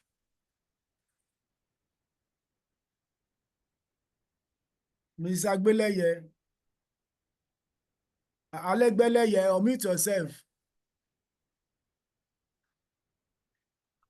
Mrs. Good evening, Alegbeleye. sir. Okay, good evening. Good evening, sir. Thank you for the Good evening. opportunity.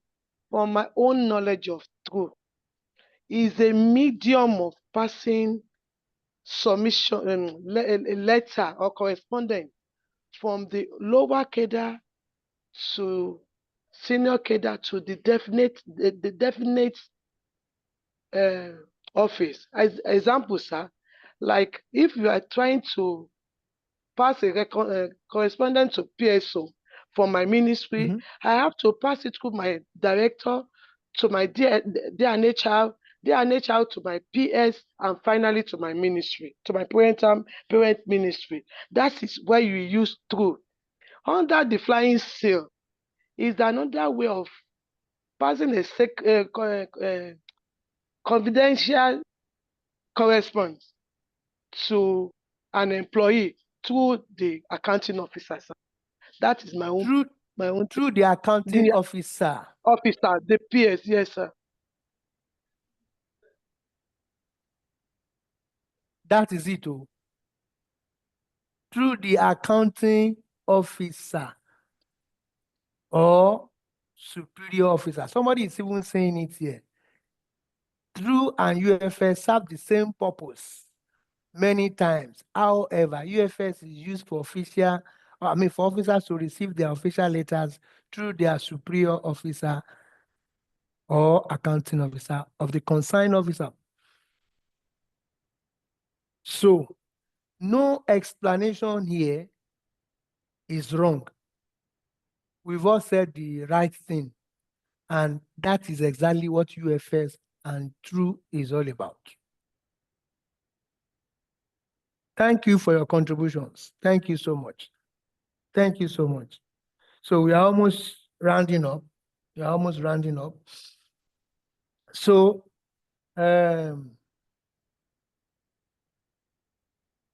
what are the stages involved in policy formulation? Stages in policy formulation.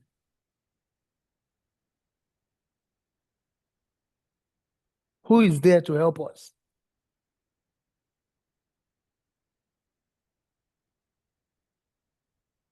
Policy formulation. What are the stages in policy formulation? Who is there? Help us.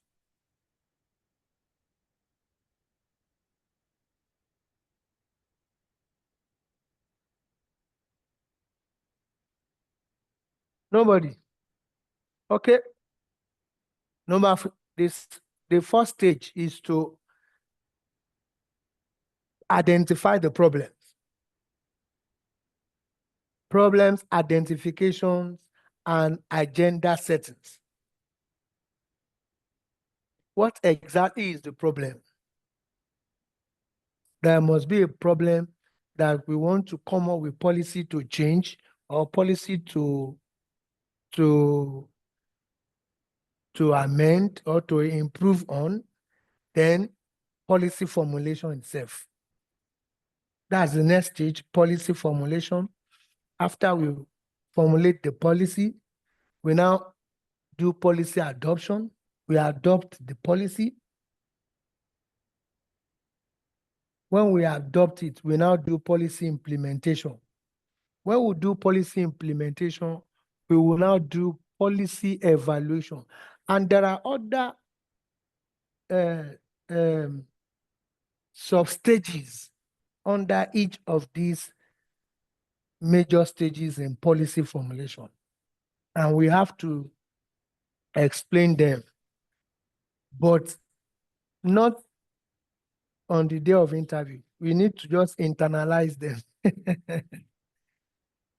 We need to just internalize them. So when we are writing submission,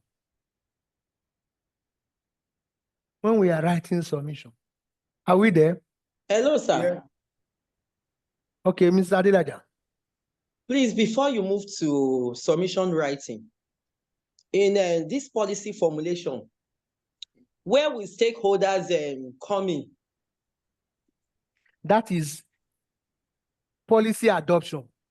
A lot of things will come up there. A lot of things will come up there. Here we are feeling the pulse of our various stakeholders, as a lot has to be done because all of them must be carried along. Until they buy into it, we cannot adopt it. If they refuse to buy into it, what are you going to do? Is it you are saying that that policy is going to die before arrival, before formulation itself? Yes, sir. So when you formulate a policy, yes, you want to do this, you now call your stakeholders. So this is what we want to do. How do you want us to?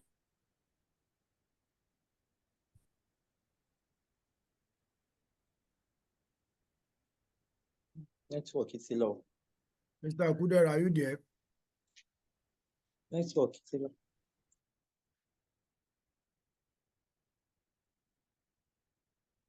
Doctor, are you there?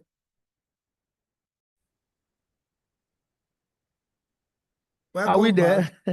Yes, you can start again, sir. Okay. So, Mr. Adelaide, are you there? I'm here, sir.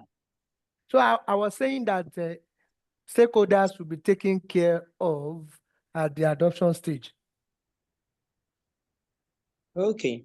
So I believe after the identification of the problem, yes, I'm of the opinion that planning will come in before the policy formulation. That's where agenda settings, that's planning. I said policy, identification of problems, and agenda settings. Agenda settings is all about planning. Planning. Thank you, sir. You're welcome, ma'am. Okay. So you are saying something about submission writing or something like that. Yes, submission writing. See, your submission, no matter how long it could be, no matter how long your submission could be, should not be more than maximum of 7 paragraphs, 7 to 8 paragraphs. 7 to 8 paragraphs. And you can omit so many things in your submission, but please don't omit good construction of English. Good construction of English. Then paragraph 2 must follow paragraph 1. Paragraph 3 must follow paragraph 2. Paragraph 4 must follow paragraph 3. 5 must follow 4. 6 must follow 5. Like that, sequentially. Don't write submission haphazardly. And 1 has nothing to do with paragraph 2. 2 has nothing to do with 3. 3 has nothing to do with 4. No. Someone like me, I won't be interested in reading such submission. And if you can omit anything in your submission, you can omit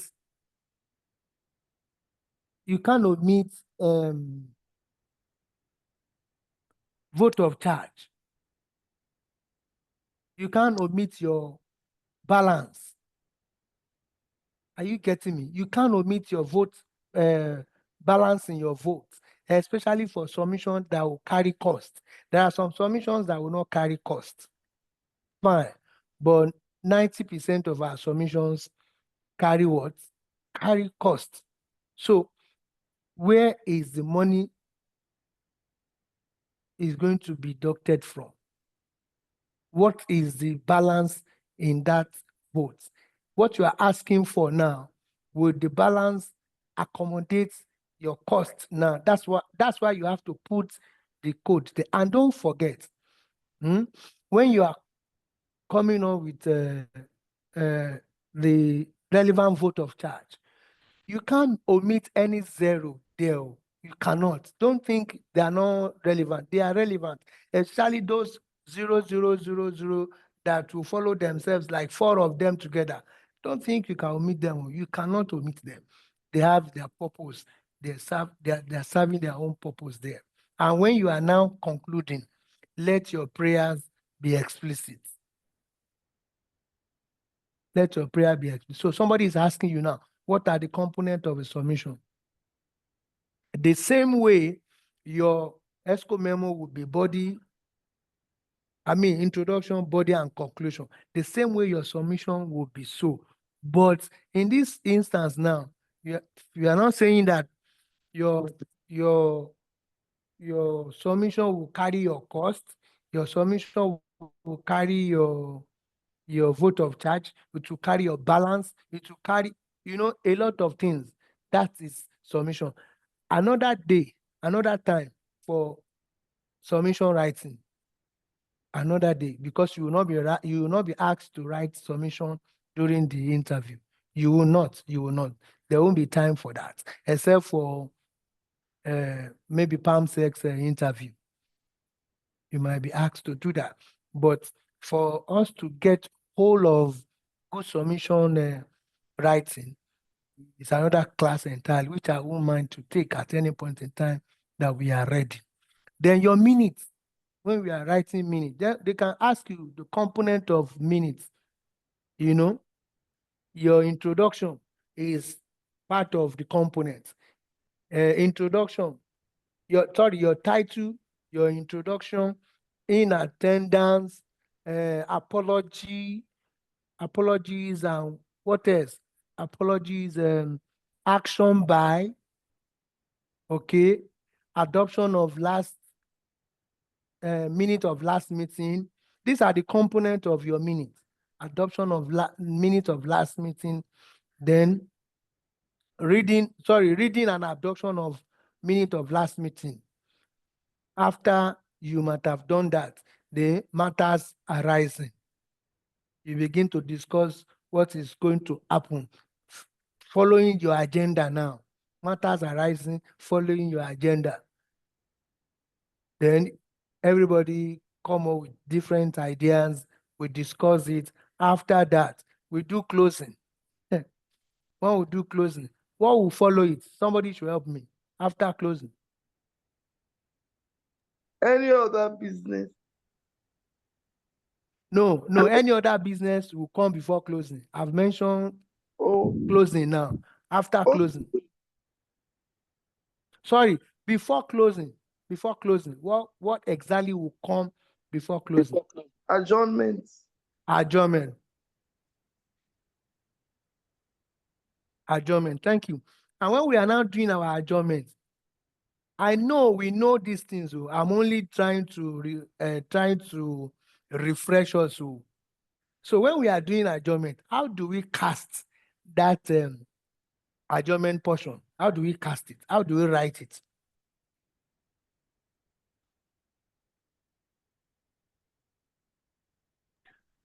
Mrs. Babanide, oh yeah now. No, Mrs. Alegbeleye. It is being con in this way. The meeting has been adjoined by so officer and seconded by so officer, and then the other follows. Yeah, but we start somehow in the service. We start somehow. There is a way we start it. Yeah.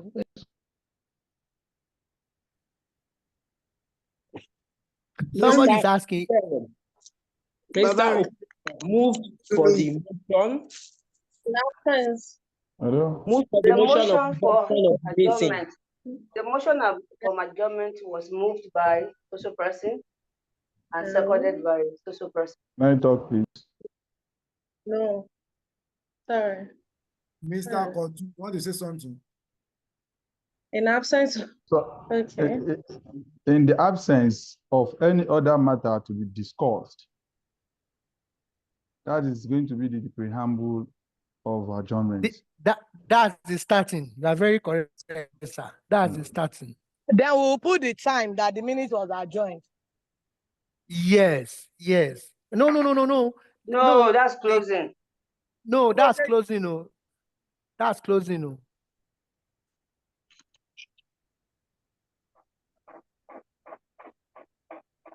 All right. That's about, we've dealt about report, ESCO memo, minutes, submission, but these things are topics to be taken per day with practical session. In the chat room. Yeah, somebody. I have a question in the chat room. Somebody is asking if sabbatically. Hey, let's mute. Why is that? Okay, somebody was asking if sabbatical leave is granted with pay. Hello. We are with you. So no, let's look at it like this. If sabbatical leave is given because somebody wants to go for research, are you there? Yes. Somebody wants to go for research that will benefit the state, that will benefit the service. And you want to grant the person's leave, which is called sabbatical leave. Should the person be given salary or not? Oh yeah, let's look at it. Yes. It should be given with pay. The leave should be with pay. Yes, now. This person wants to go and do research for us. So enhance the so it should be with pay. It should be with pay. And I've said it that it's for maximum of how many 12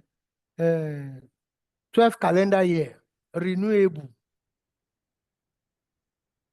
You want to go for research. Person must be given pay. Okay, let's go ahead. Let's go ahead. What's the difference between, okay, no, before we finalize that, features of internal memo, internal memo. Who knows? They can ask you that cheap question. Internal memo, features of internal memo. Somebody should help us.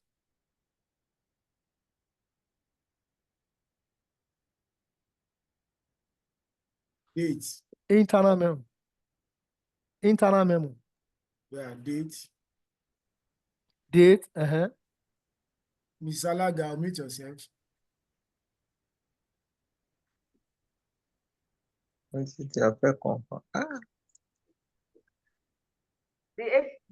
name of the agency, the name of the MDA. Yeah, it's echoing you.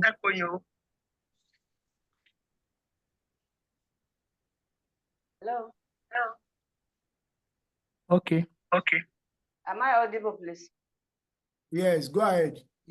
Okay, I said the name of the MDA, the reference number will be there, and then the internal memo will be broken into two sides.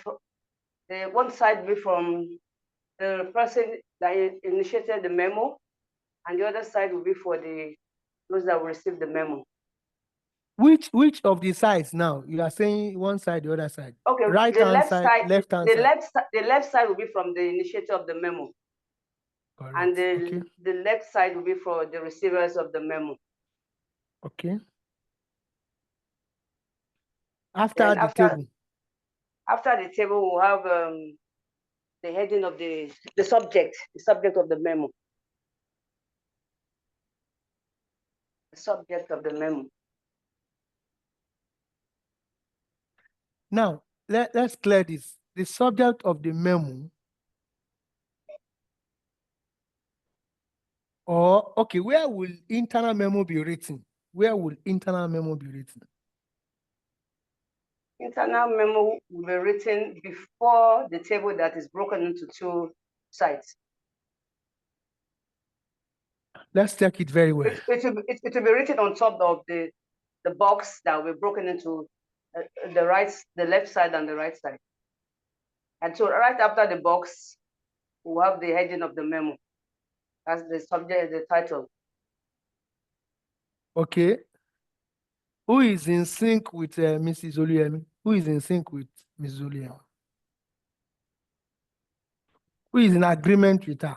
Who?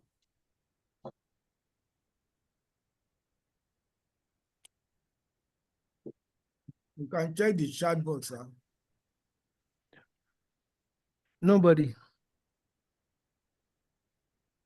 Okay. Nobody?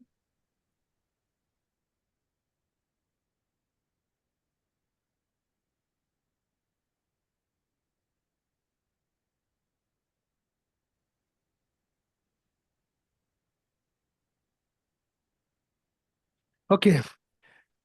Are we there? Yes, sir. Yes, sir. We're here. Okay. So, internal memo is what you have given out like that. So let's check it very well. Let's check our internal memo format very, very well. But I'm sure they won't ask you to write internal memo. They will only ask you for components. Now, I want to ask some practical questions now. You are going to grade level 16. Please tell us what impact would your grade level have in the state civil service or in the public service? What is your grade level? What's your impact? What's going to be your impact? This is direct question now. Somebody should help me. Or why should we promote you?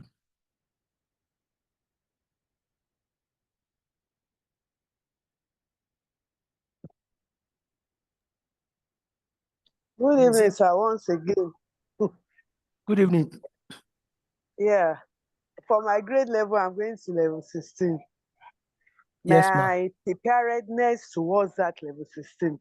First of all, I've gone through my scheme of service to study or to go through the functions and responsibilities expected for Deputy Director A&HR on that grade level.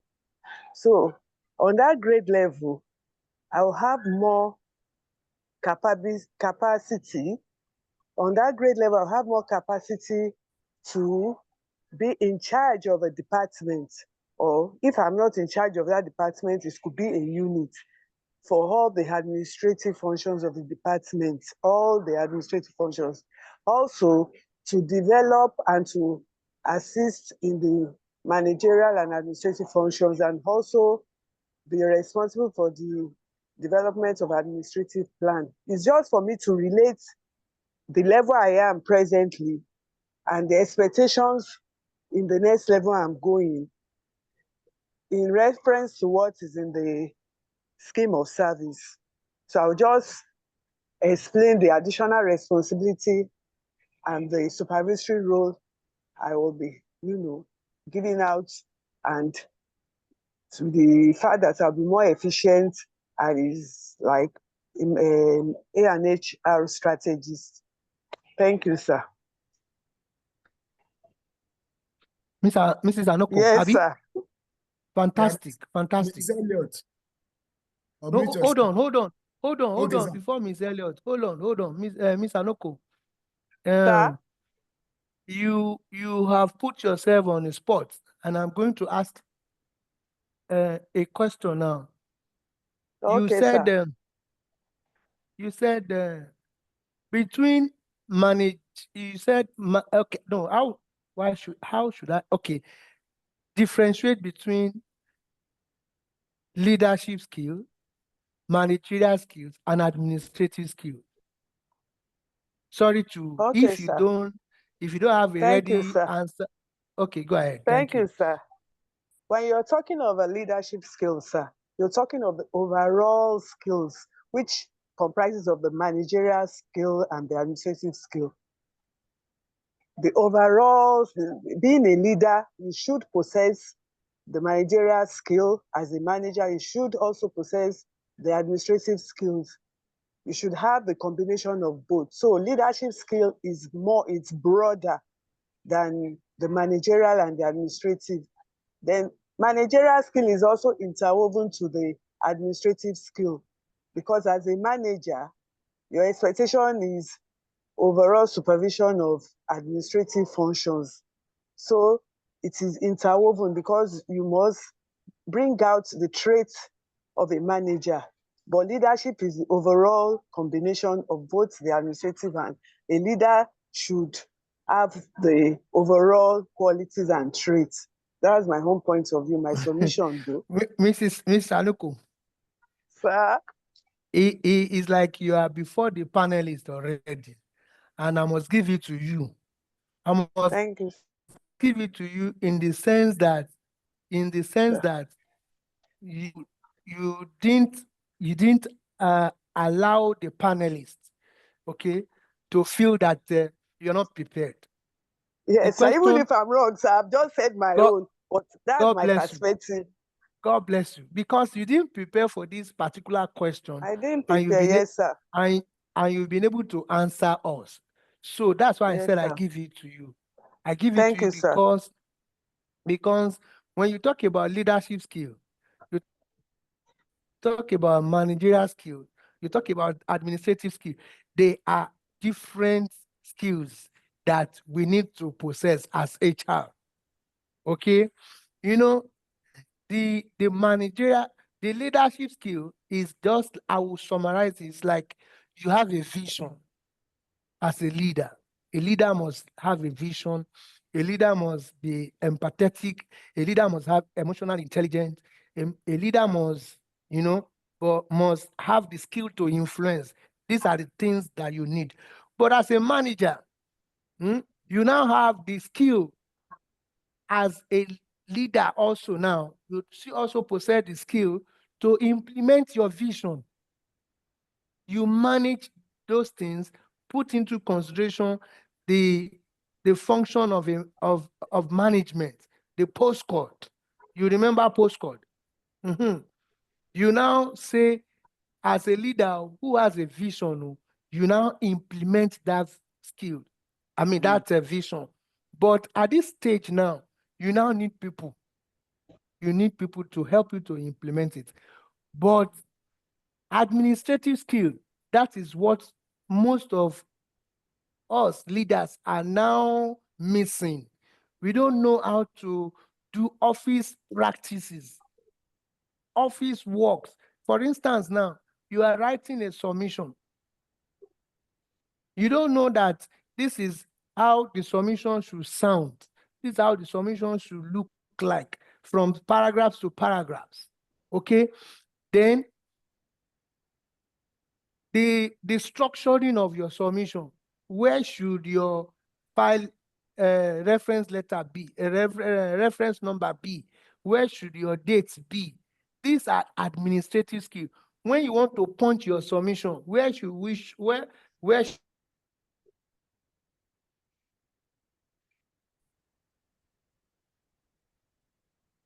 you punch it? How do you file it? Hello? Yeah, we are with Hello? you. Go ahead, sir. Go ahead. In the front of the file, you don't know that when you have where you have your is it folio now? What should be written there? Where is it going? PS, which date? These are the things, these are administrative skills that we need to possess, that majority of us do not possess. Some do not even know how to file. Some don't even know how to give a file name. How to give a name to a file. These are administrative skills that we must possess as HR managers. So leadership skill, different from managerial skills, different from administrative skills. Okay, can Mrs. Elliott come in now? Yes, let her come in. Okay, Mrs. Elliott, please. Okay, I just want to add to what the other person have said. Our role as a grade level 16 officer has been specifically written in the scheme of service what is expected of us. And to add more, we have to implement policy and execute policy to ensure policies of the government is being executed well to other things that have been written of has been specified in the scheme of service that is expected of us as a level 16 officer. Because as some level 16 officer, you may be heading a department. So all these are expected of us. Okay, good. Ms. Elliott, good. But do you know that you will sometimes not be doing what is written directly in our scheme of service? For instance, the 5 divisions of HR, and you are now heading L&D.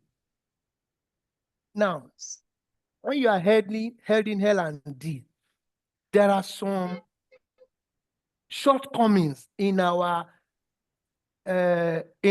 practices when it comes to L&D. These are the things you will have looked for, or you will have looked for them, the shortcomings that you feel like improving upon when you get the opportunity to head the department. So these are the things you are coming to tell us at the interview table. You identify those weaknesses that you want to work upon, that it can't continue like this. It cannot continue like this. So when, for instance, when I was deployed to my new office, I saw a lot of challenges, and I started working on them. I started working on them that led to the fact that I came up with leave automation in my MDA. Why? Because processing of leave for those health officers at their PAC's level became a challenge.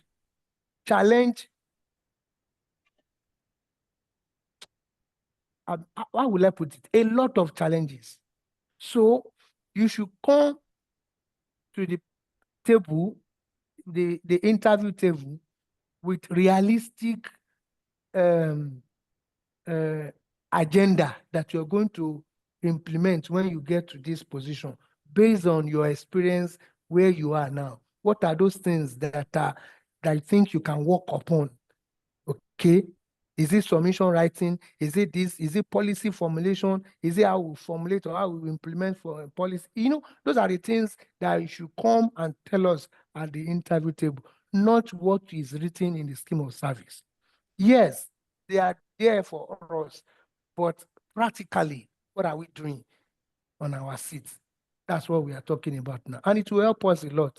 They will know that you are in your job and your job is in you, not that you are coming with abstract for us. Okay, sir. Thank you, ma'am. You're welcome, sir. So, which area we have not touched so that we can touch them? Sir, someone was asking what are the features of the sign-off that are not in submission and vice versa in the chat box. Sign-off. Let me check. Sign-off. I don't understand what that sign-off is.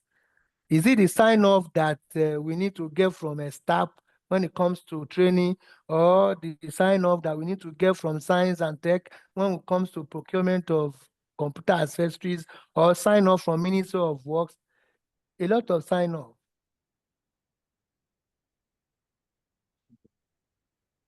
So more go clarity. ahead. Yeah, More so go ahead. after table, okay, no. We have a 20 minutes more. So sign off that are not in submission. I don't understand.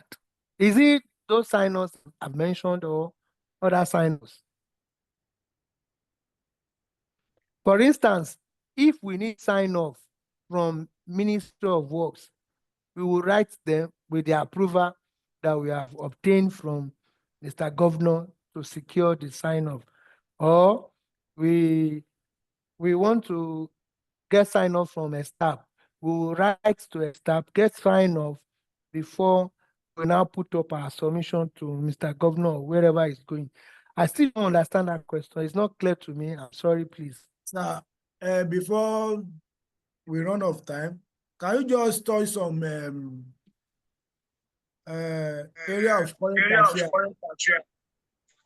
Current affairs. Okay, Mr. Laga wants something. Thank you. I pray my network allows me to ask this question. Mr. Okay, Okudero, please, I want to take you back a bit to report writing. And you mentioned that one of the steps of report writing is writing the terms of reference. And I want to ask, must all reports have terms of reference? For example, if I'm sent on a training and when I return to my MDA, I'm supposed to do a report to my permanent secretary, telling him how the training went and what I was able to take home from it. Would such a report have terms of reference?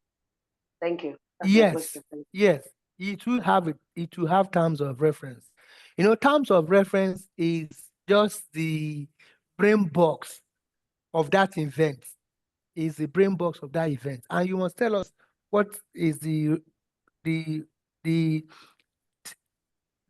cocoa of the report. What is that event all about? For instance, if you go for training, one of the terms of reference for that particular training is to for participants to be able to do something at the end of the training. You should be able to come up with, idea, or you should gain this kind of knowledge in the training process. I don't know if I'm being able to pass this information, but it's key. It's key because terms of reference is the brain box of end the the event. report. Yes. Yes. All right. Thank you, Yes. sir. All right. So current affairs. Current affairs. Let's just quickly look at some of the things that I know that you cannot escape. You can't escape. For instance, now they're asking you which offices were being renamed, giving new nomenclature with, I mean, I don't know if I'm making sense. Yes, sir. Yes. New Yes. offices that have just been created. We have some offices, some MDAs that have just been rechristened. Okay, they have their new old nomenclature and they have new nomenclature. For instance, Minister of Local Government and Community Affairs is been rechristened and divided into two. We now have Minister of Local Government, Chieftaincy Affairs, and Rural Development. We, under the Minister of Local Government and Community Affairs, we now have Office of Rural Development. Under Office of Special Advisor on Education, we now have, Office of Special Advisor is now being rechristened as Minister of Tertiary Education. Don't forget, Office of SA, Special Advisor on Education, is now Minister of Tertiary Education. While Ministry of Education, former Minister of Education, is now Minister of Basic Education. Are we there? Yeah. So, Office of Civic Engagement. Office of Civic Engagement, we now have it as Office of Civic Engagement and also Political and Legislative Bureau. And Central Internal Audit Department has been upgraded to Office of Internal Audit, OIA. Is it taken? Yes, sir. For instance, we have a new cadre in the service. New cadre in the service. Cadre is Occupational Safety Cadre. Occupational Safety Cadre. Occupational Safety Cadre. Please read more about that.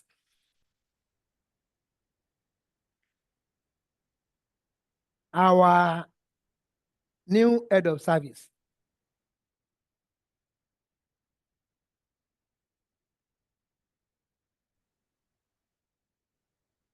was appointed when?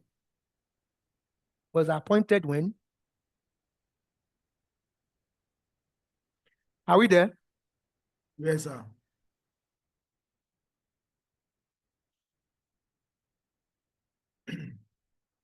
Was appointed when?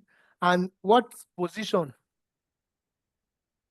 What position is he now in the chronicle of Office of HOS? When was he appointed? What is his full name? What position is he? October Is he now? 2023. October 2023, and is the 22 HOS we have.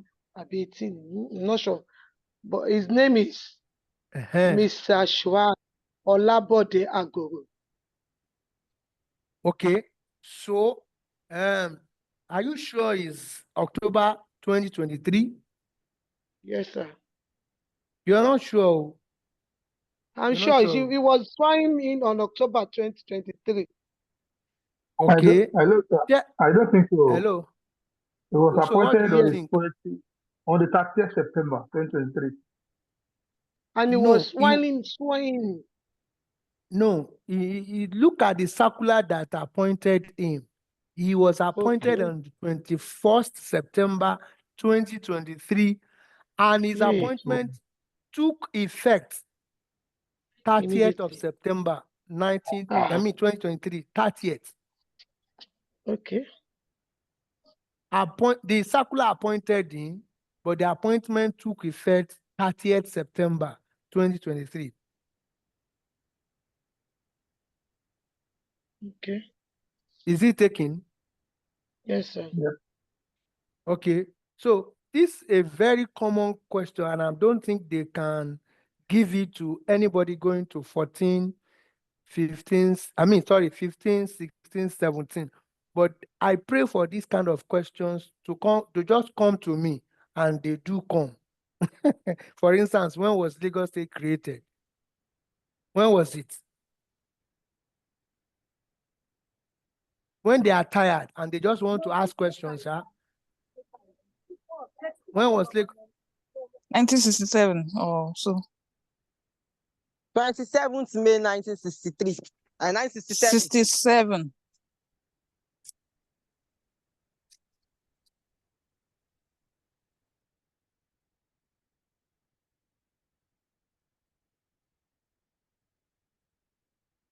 Hello.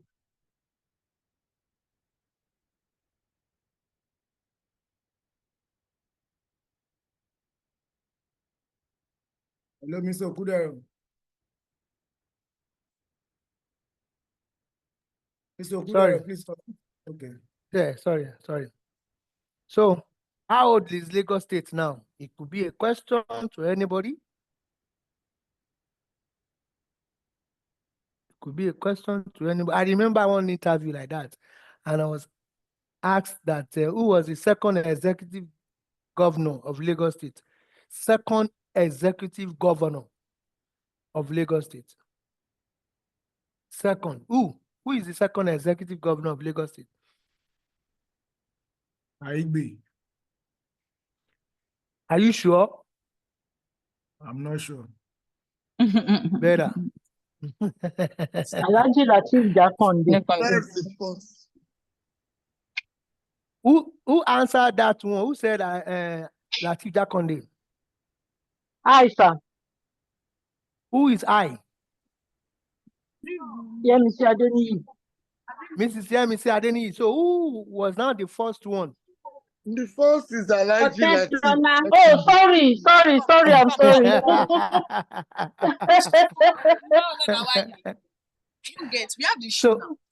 So who is the first one? Alhaji Lateef Jakonde. Who is the second? Michael Otedola. All right, thank you. God bless you. Who is the commissioner for health? Dr. Abayomi. Professor Paula Abayomi. Well done. Professor Akin Emmanuel. Akin Abayomi.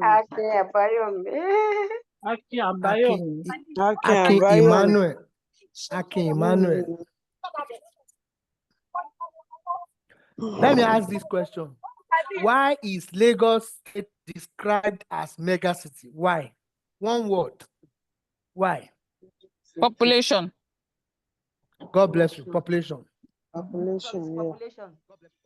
There are other indicators, but population is the most commonest key indicator.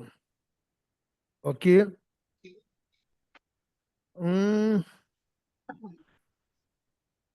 If you're asked, what's the policy thrust of this present administration? Policy thrust.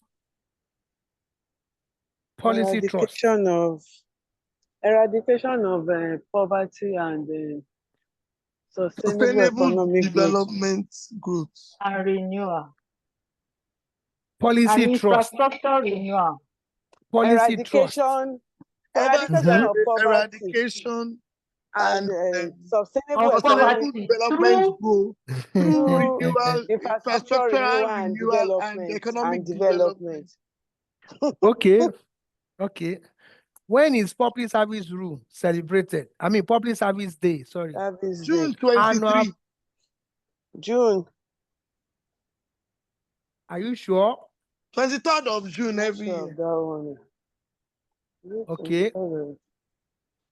All right. I'm hearing you. What's the Find answer? out. Find out, oh, please. It's Oh, June We'll 23 find out. every year. Okay, But we didn't correct. celebrate in June 23 this year. Yes. Why? Yes. Because of something was happening then. Something was happening, and we couldn't hold it at that particular time. Who is the 6th executive governor of Lagos State? 6th executive. 6th. Yes. Mr. Governor. Sanwo-Olu. Which Baba Mr. Tunde Sanwo-Olu. Babajide Sanwo-Olu. Okay. Oh. Okay. Oh. Who is the chairman of Civil Service Commission? Mrs. Mrs. Fabanwo. Fabanwo. None None. at the moment. Yes, they said they Yes. dissolved the governing council of civil From service. the of implement. Who said none? Aye. Aye, Omoniyi Who Balogun. is Omoniyi Balogun. láti ọkàn mi mo fún yín ní bottle of pure water.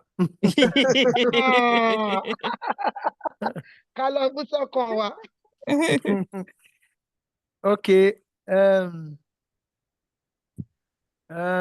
You know, we have procurement process, public procurement process, PPP.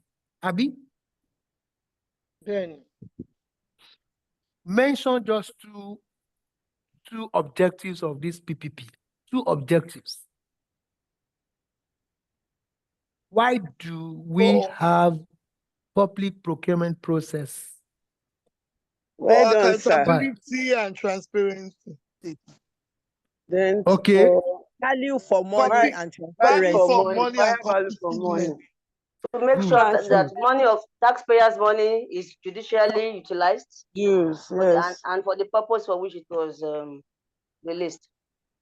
You're already in your next level by the grace of God. So mention two procurement methods that you know.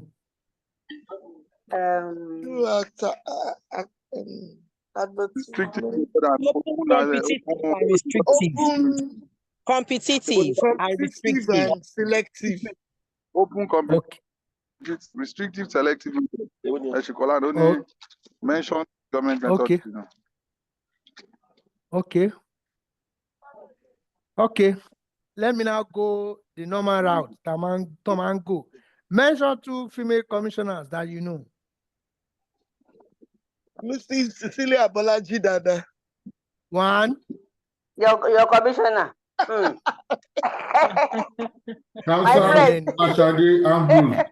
You mentioned their office. Mention their office too.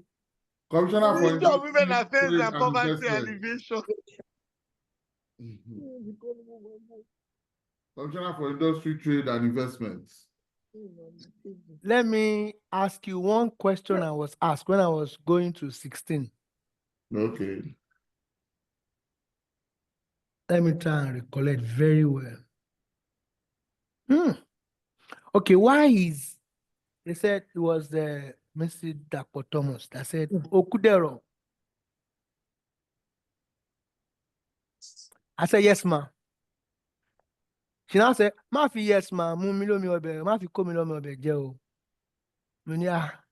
I don't at this point I don't have a choice. You are my mama.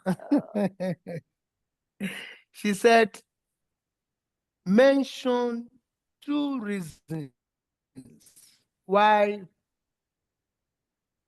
an employee will be given leave of absence. Public policy. Public policy. Medical issue of the husband. Health grounds. to go for elective, a non-elective position, or to join spouse who has been elected, maybe the governor, the deputy governor, president, vice president, on health grounds, and technical aid, to be a member of a technical aid committee. Okay. Ms. Babainde. Yes. I face you now.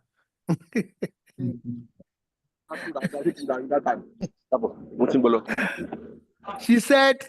We have 5 minutes. We have 5 minutes. Okay. No, don't let me face Ms. Babainde. Let me just say. First, ask that question. Just face. Finish that one. I won't face her. I will call her. Finish that I will one. call her. Don't worry. I just want to say it's a pleasure. If I've not been able to meet up with standard, it's just because of the fact that it was a short notice and I enjoyed myself, but I will try as much as possible to how is it called? To meet up with standard next time if I'm given the opportunity. But it's my pleasure to be in your midst. And I pray from the bottom of my heart. I pray from the bottom of my heart that you will all pass in Jesus' name. Amen. No matter what, just try as much as possible to comport yourself. Comportment is key now, because they will say, oh, there's people who are in level 16, those people are level 15, and you are still fidgeting. So please comport yourself, dress well, give yourself good treatment that morning that you are going for the interview. I'm sure it's going to be in January. So just dress well. Don't let them look at you and start well. I mean, dress well. Don't let me say. So, but you can also reach me if you think there's still need for clarification on one or two things. Please give us your number. 080. I will send his number. Okay. Okay, Mr. Jami will send it. No, you can call it 00. Okay. 080 2429 7963. 63. Yes. And let me use this opportunity. Sorry, 2429 7963. Please, we are having 3 minutes to. It looks like I have your number. You have it now. I've communicated with you several times when you were in Abuja. Sir, thank you very much, sir. Funny enough, I didn't know. I know some people will be wondering that today is for Mr.